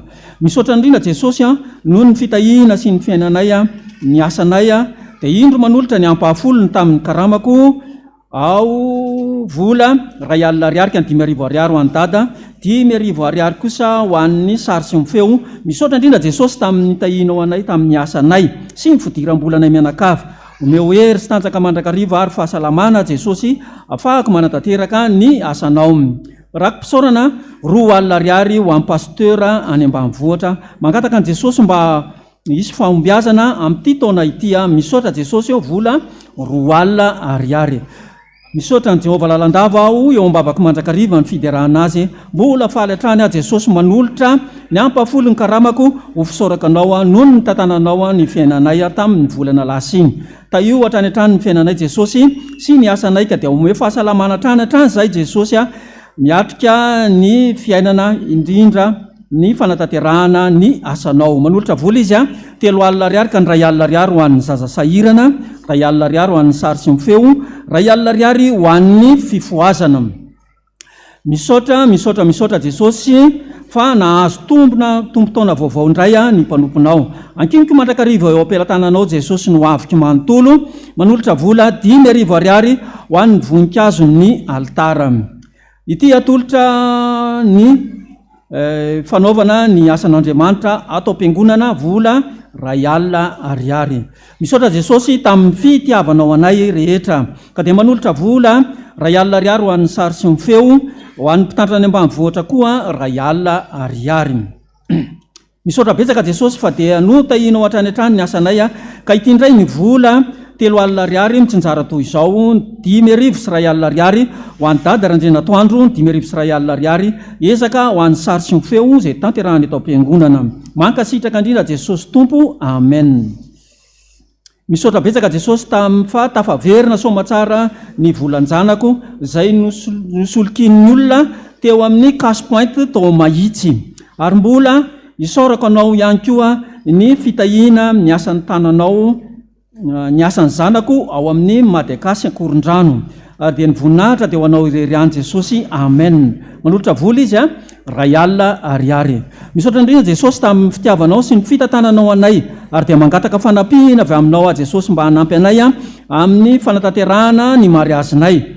Fa tena kely Jesosy ny vola eo ampelantananay, dia akiniko mandrakariva eo ampelantananao mandrakariva ny fiainanay isan'andro. Indro Jesosy misy vola kely atolotra ho an'ny mpamakilay ny Madagasikara vondrona zazavavy vola 5,000 ariary. 2 alina ariary atolotra ho amin'ny fanamboarana ny FPVM Ambilobe, ary misaotra indrindra Jesosy manolotra vola izy zany 2 alina ariary.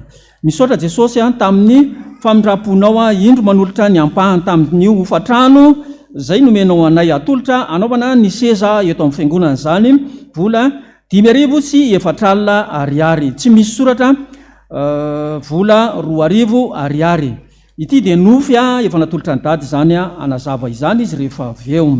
Nanolotra vola izy 500 ariary. Mbola misy taraiky reto misaotra anao zay Jesosy fa dia mbola nomenao tombonandro fa feno 450 taona mangataka ny fanahy masina isan'andro anatanteraka anatrehanao ny foana eo amin'ny fiainanay Jesosy. Dia manolotra vola 2 alina ariary ho an'ny voninkazo-ny 2 alina ariary ho an'ny voninkazo-ny altara. Tia dia vola atolotra ho an'ny pasteur Fenozara any Ambilobe vola 2 hetsy ariary.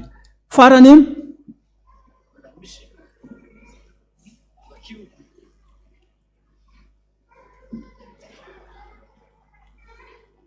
zay fotsiny soratany ato rehefa loko mavomavo.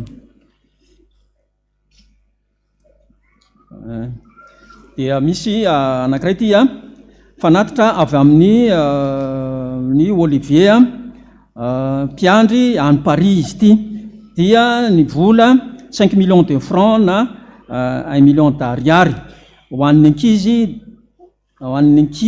5 mijoro vavolombelona nahita an Jesosy tao amin'ny sekoly fiotazan-tsoa ireny mpianatra classe de 7e.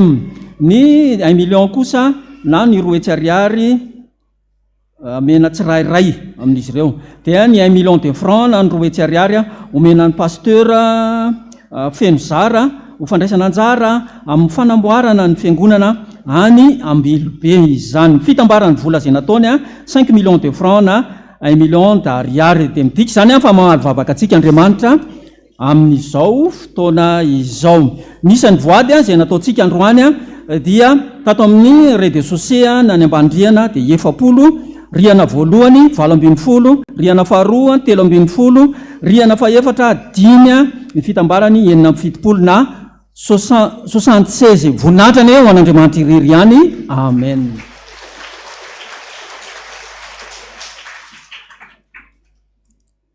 Misaotra ny tompontsika ny amin'izany vaovao rehetrarehetra voalaza teo izany fa miasa tokoa ny tompo. Ankoatran'izay dia araka ny fantatsika dia nisy ny rivodoza zay nandalo teto amin'ny firenena ka betsaka tao anatin'izany ny fiangonana ny mpiara-mivavaka tamintsika no triabona. Ka manoloanan'izany ny fivoriny ny Brafobe zay nitanterahana tamin'ny herinandro teo dia mamoaka n'izao fanambarana izao. Misy tia dia tsara ny manamarika fa tsy ho an'ny eto amin'ny fitandremana tanana anandrano ihany fa ho an'ny FPVM rehetra manerana ny Madagasikara ary hatrany ampitan-dranomasina.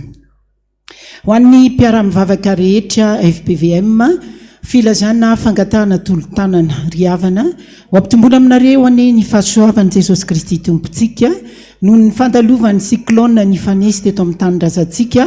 Dia maro ireo fiangonana sy mpivavaka izay traboina vokatra izany. Tao koa anefa ireo tratra ny famaizany trano fonenany. Araka ny fitenenana hoe voikava mahatratra sy ny soratra masina hoe miara ory amin'izay ory.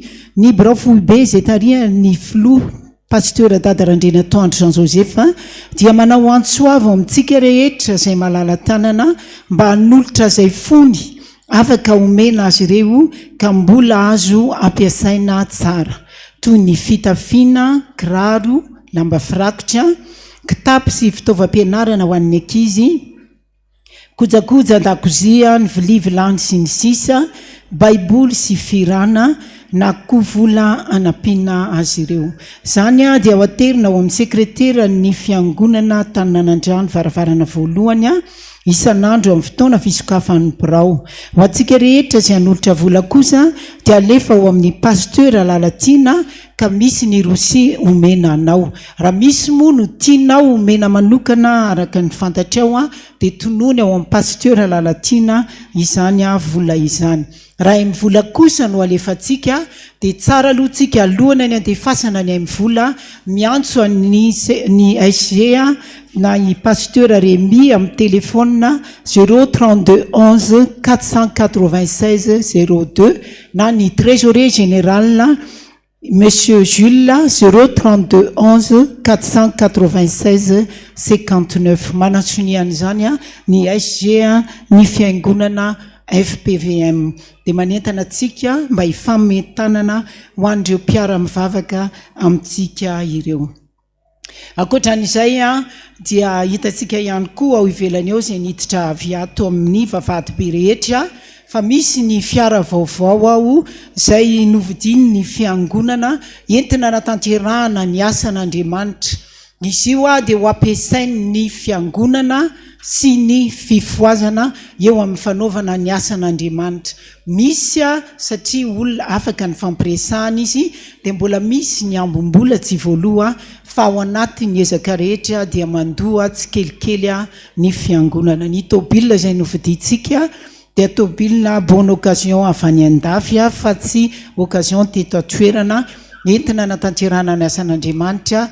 Efa misy seza ary afaka ihany koa io rehefa mandeha ny fanokanana amin'ny toby rehetrarehetra dia afaka ampiasaintsika io fa miena ny tôbila izay ho fanin'ny fiangonana. Izany rehetrarehetra izany vita dia isaorana atsika rehetra fa tsika rehetra no nanatanteraka nanome ka ny tendeny hoe ilay Andriamanitra ne manakarepasoavana anonitra anome atsika rehetra sady toeny tsy hanapataperana ny fahafoizantsika amin'ny asan'Andriamanitra. Ankoatran'izay ihany koa dia tsara mampafantatra atsika avy any Amborafobe ihany fa ny fangatahana ny fanomezana ny fanampiana ny fiangonana raha ohatra zany ianao tonga aty nampitandrina na olona tsotra ka angataka ho an'ny fiangonana dia mampafantatra atsika ny Amborafobe fa tsy ianao tenanao irery no hitondra ny fanomezana andeha hoany fa ho ampahafantarina ny synodaparitra ary andraikitry ny any no manolotra n'izany eo anoloana ny fiangonana na amin'ny birao am-piangonana izay no fandaminana mipetraka. Amaranantsika ny vaovao ampahafantarina dia atao anatin'ny ezaka ihany koa tsika. Misy ny ezaka ataon'ny fiangonana fa misy ny ezaka izay fanatsarana ihany koa ny sary sy ny feo eto anivo ny fitandremana Taninanandrano izay atsonantsika rehetra koa ny fanatanterahana an'izany. Ka ao anatin'ny vokatry ny sary sy ny feo amin'ny heriny androany ao anatin'ny PTA ny fiangonana. Manoloana izay vokatry ny sary sy ny feo izay dia anatanteraka herinandrom-bokatra ihany koa tsika rehetra satria ny sary sy ny feo dia atsika rehetra izany. Ka ny fandaminana momba n'izany herinandrom-bokatra izany dia toy izao manaraka izao. Rapitsoriva amin'ny 10 ora no fotoam-panokafana fitrotroanam-bavaka an'izany herinandrom-bokatra izany etsona tsika rehetra eto amin'ny rihana ambany no tanterahana irarahana amin'ny ray aman-dreny mpitandrina pasteur José Alain no hiaraka ao anatin'izany. Amin'ny alarobia hariva kosa isika dia ao anatin'ny fotoam-pifoazana satria atsika rehetra daholo ny fanavaozana ny sary sy ny feo dia atsona itsika rehetra. Misy ny varotra ho tanterahan'ny sampana rehetra ny entité rehetrarehetra atao anatin'ny fiangonana ho atao toy ny fanao an'ny sampana rehefa fotoam-bokatra ary ny fotoam-pifoazana amin'ny alarobia izao dia rahana ao anatin'ny ezaka ny sary sy ny feo. Eto any entona dia mba manentana atsika mba hiazakazaka amin'ny famonjenana izany fotoam-pifoazana izany. Tsy no amin'ny alarobia izao ihany fa ny fotoam-pifoazana rehetra indrindra fa zany alarobia mpifoazana izany satria tsika tia fiangona mpifoazana tongava mamonjy ny larobe mpifoazana isaky ny alarobe amin'ny rora sasany a sy amin'ny enina ora ariva tadidio zany hafanantsika taloha zany tambola tany ambony a fa nitoerana dia ifampisisiana ary misy ara mitsangana ka dia andao averina le hafanana teo aloha fa fotoana fananganana ndrava izao fa fifoazana isika fiangona mpifoazana isika ny alakamisy ny zoma kosa dia isy ny fampianarana soratra masina miaraka amin'ny dindinika maro samihafa zay ho tanterahana reo fampianarandreo a dia mitoya izany ka ao anatin'izany a no iresahana momba ny tanora manodidina ny tanora rehetra ary ny fiariana ireo fotoana anankiroa alakamisy sy zoma ireo dia raha tsika amin'ny pasteur Irakara Samuelson Alain i pasteur Miora ary pasteur José Alain mbola isy ihany koa ny mpitandrina hafa hiaraka amin'izy ireo eo a anasana atsika rehetra izany ny fotoana zoma ariva amin'ny dimiora dia isy ny fiderana lehibe ho tanterahana any amin'ny rihana fahaefatra iarahana mpiantsa fiderana sy ny sary sy ny feo ny ao anatin'ny sary sy feo a ny antite rehetrarehetra be da be sampanao a dia ireo koa anatanteraka fiderana hiaraka amin'ny mpiantsa fiderana anasanantsika rehetra ifanotrina amin'izany fotoana ray lehibe hiavaka ihany koa ny amin'ny sabotsy ariva manomboka amin'ny roora sy sasany iresahana ny fitiavana sy ny tontolony amin'ny fotoana io a dia asaina daholo tsika rehetrarehetra fa manam-pitiavana daholy na ny lehibe na ny tanora na ny ankizy fa ao anatin'ny fotoana io a ny sampana rehetra atao anatin'ny fitandremana tanina nandrano a dia any amin'ny rihana fahaefatra daholy araka ny tapahana tao anatin'ny fivoriana ny katekomena rehetra dia ho any ambony a any amin'ny rihana fahaefatra daholy ary tsika vahoakan'Andriamanitra ihany koa rehefa tsy ombentsika any a dia asiantsika midina aty amin'ny rihana voalohany ho tonga ao amin'izany fotoana iresahana an'izany a konferansa izany a hitarika an'izany ndray amandrentsika pasteur Dada Randrina Toandro ny pasteur Taina ny pasteur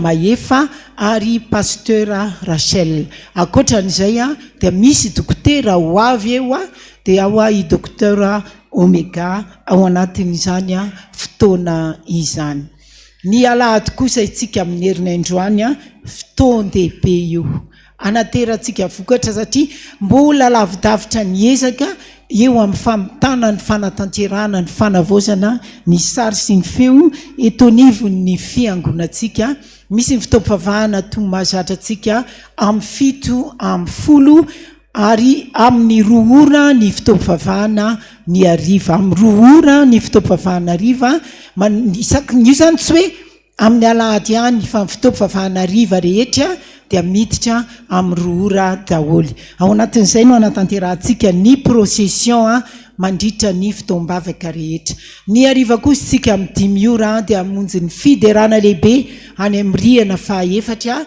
ka hiaraka amintsika ao ivoahirana hanyantsa ny Kristy izay tonga mandalo vetivety eto an-tanindrazana dia hiaraka amintsika ao izy ary isy ihany koa ny pira ara-pilazantsara hafa ho avy eo izany fotoana rehetrarehetra izany no tanterahana dia omban'ny fitarihan'ilay Jesosy Kristy tompontsika anasanantsika rehetra ary manatenantsika rehetra ny fitrotroana ambavaka ny voninahitra ane dia ho an'Andriamanitra irery ihany mpisaotra tompoko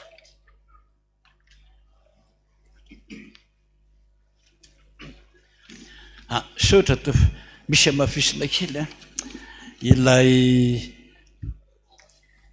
tsy mbola nisy ohatran'izany ngamba tondradrano teto Madagasikara saika amin'ny sisiny rehetrarehetra na andrefana na tsinanana na avaratra na atsimo dibodrano daholo betsaka ny fiangonana tena so ihany aloha fa tsy nisy rivotra be fa de menjera lasa le hatramin'ny W ony ao am-piangonana ary be dehibe rehefa zay miatsy vonjeo daholy a iny fahatramena be anymorondava iny amy sisitsisiny rehetra iny evonjeo zay dada ina moana asika atao hoe mampirisika atsika rehetrarehetra ao a mba handray anjara soratana daholy zay fanomezana ataon'ny fiangonana de tononona daholy mba ho hitany besiny maro hoe nahavitan'izao a mba tsy veriny zavatra nomeko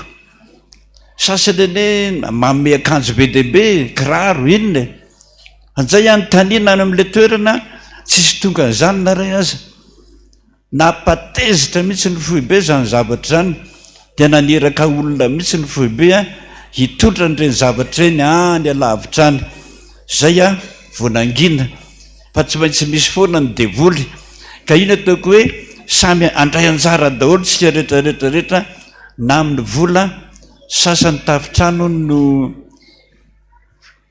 tsy te le mbola le trano falafa reno betsaka de reny lasa dodododola lasa ny rano sady tsofondrivotra kelikely de lasa ny rano de andeha daholo tsika rehetrarehetra mba hanao andray anjara araka ny tenin'ny tompo hoe miraha ory a am'izay ory abetsaka reny hatrany Majunga hatrany Dego hatrany Tuliara indrindrindrindra Morondava ny any faritra Tsinanana tsy tatsony ny taratasy tongeka de andao ro tepoka samy mandehitsika de soratana daholo a zay rehetratra omenareo ninoninonina lazay le tao am-piangonana na vola na zavatra de am'izay a mangarahara ny fitondrantsika sotatro lan'ny fotoanatsika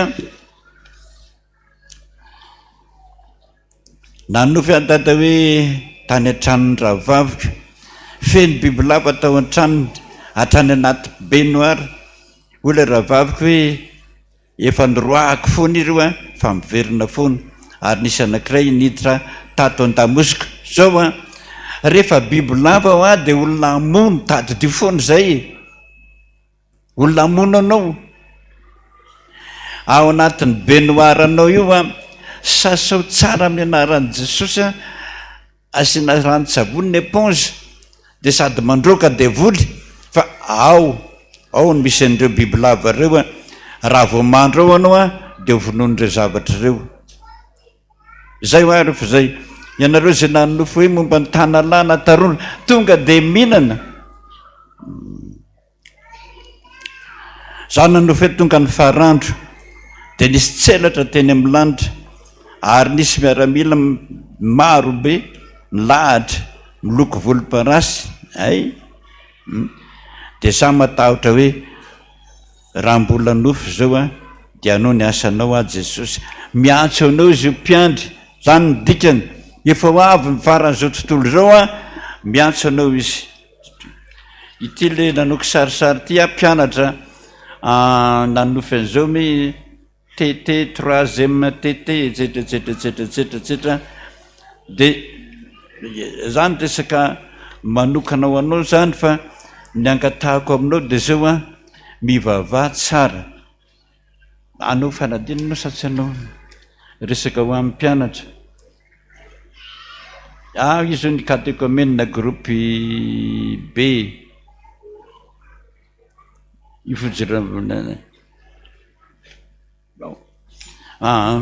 resana mangataka amin'i Jesosy anao hoe inona reo zavatra be dehibe reo mbola ianaranao a angatao hoe inona reo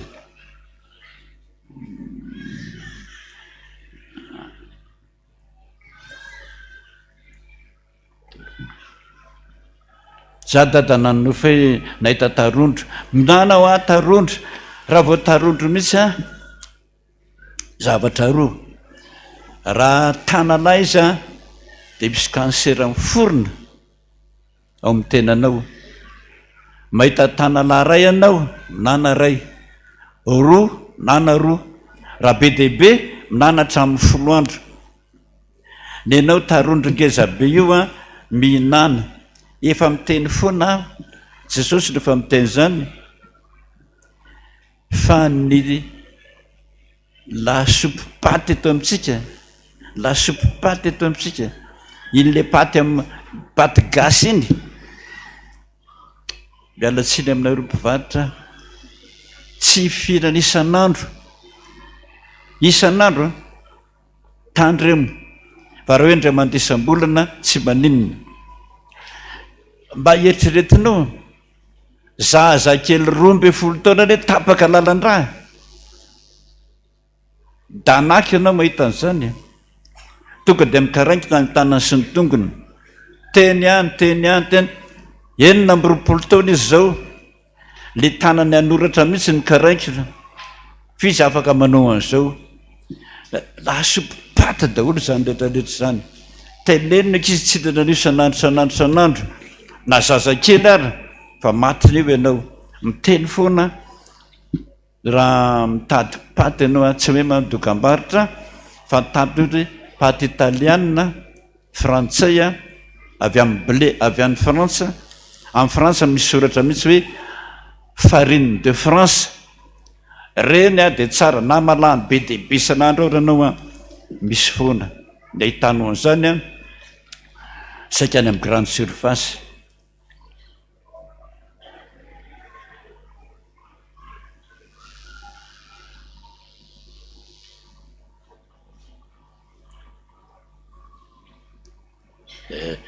nisy nanofo hoe ny vady nony izy mivady ony niaraka tamin'olo vitsivitsy tonga tao amin'ny trano misy tafo fanitsy ray no teo amin'ny toerana tany malalaka be io trano io no teo ampivoany tsy misy nininitsony dia niteny za hoe io le trano mitandremo fa misy fanahy ratsy io trano io na ianao miala tao ianao na roay devoly fa mpiandry anao piomana menara manala devoly am'ireny mpiandry am'ireny trano misy devoly reny mbola piomana anao dia hitanao rehefa kelikely fa misy fianarana momba an'izany dada nanofina mombany dadako ohatrany hoe nandeha tany amin'ny toerana ante rava izany koa ny anao mitovy amin'izany roay devoly dadako izy mbola misotro toka sady mbola mifoka sikara roay devoly le trano roay devoly dada raha mety izy rehefa tsy mety izy dia ho avy devoly io amely azy hoe ka dia anao mieritreritra tsangana ndretsika vavaka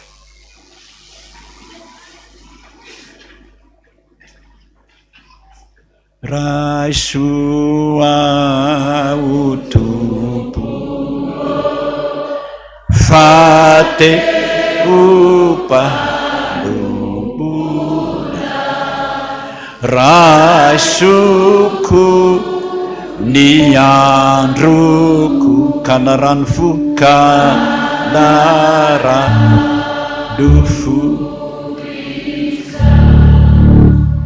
vavakisika mideranao misaotra Jesosy amin'ireo fomba marobe tsy fonao aty aminay miresaka aminay na ny fahasalamanay na ny fianaranay na ny asanay misaotra Jesosy tsaronay foana zany zao fa tena ao miaraka aminay ao foana ianao ary atao am-piangonana miara-mivavaka aminay ianao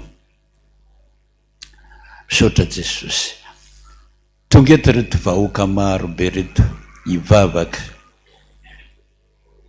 faly ane Jesosy mahita azy tena faly anao satria ny teninao mihitsy mazava ny soratra masina hoe tahita nendrika eo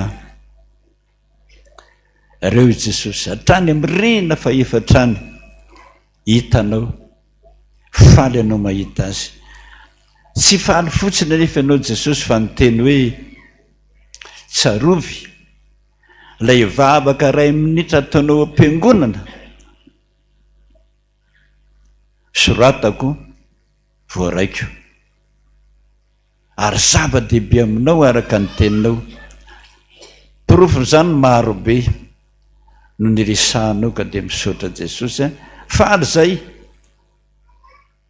manamaso ny Andriamanitray manatsofina ny Andriamanitray manambava ny Andriamanitra ary miresaka aminay isan'andro.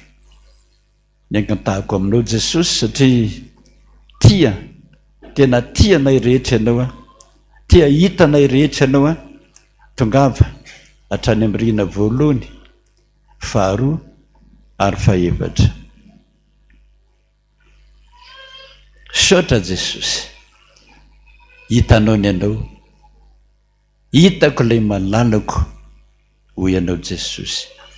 Ianao ny teny zany tsy fironona fa teninao zany noho ny fitiavanao.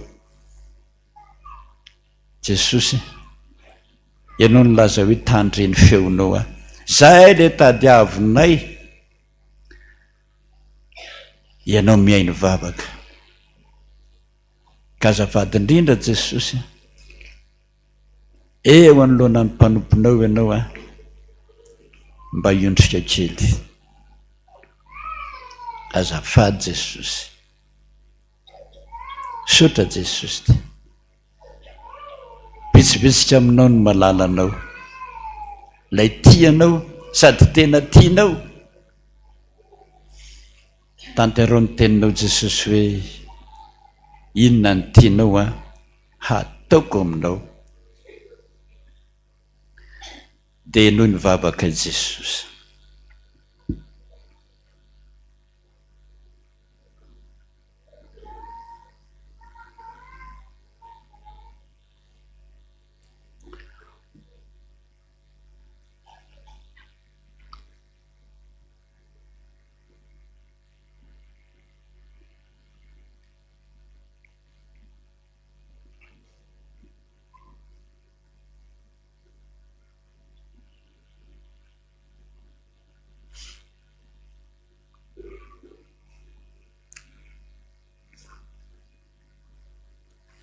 Saotra Jesosy, voarainao iny mino an'izany zay. Andriamanitra tsy mba mandainga ianao, mba tsy hisy arombaka ilay devolim-pangalatra vavaka, fa ho tonga tanteraka any amin'Andriamanitra ray. Jesosy, ianao ny laza hoe ninonninona angatahanareo amin'ny anarako ataon'ny raiko zany, dia any ianao tanterao ny teninao fa faly anao mahita anay izay ko mitombo finoana miaraka aminao. Dia ndreto izay Jesosy mandoalika amin'ny fonay, mangataka tahaka amin'ny mpangataka rehetra hoe Jesosy ianao mivavaka. Ny anaranao Jesosy malala no angatana izany. Rainay izay ny an-danitra masinina tonga ny fanjaka atao izy ety ny niana sazo anondany takana milana izay eza mitondra ny mipakapana anao fanondraja anao fanjakana sy nery ary voninahitra mandrakizay raiso ny tsodrano ho Jehova tompony maro aminao. Zany eno Andriamanitra hoe aza manana andriamanikafa fa tsy za hamonjy anao, za hiaro anao. Manana fahefana ampijanona anao eto tany, fa manana fahefana koa analanao eto tany. Zany fahefako zany nitenenako aminao hoe momba anao ary aza mieritreritra tsony. Andeha amin'izay lalana rehetra ampandehaniko anao ary zany andeha eo alohanao. Saotra Tompo anao ny deranao ny aja, anao ny voninahitra mandrakizay. Amen.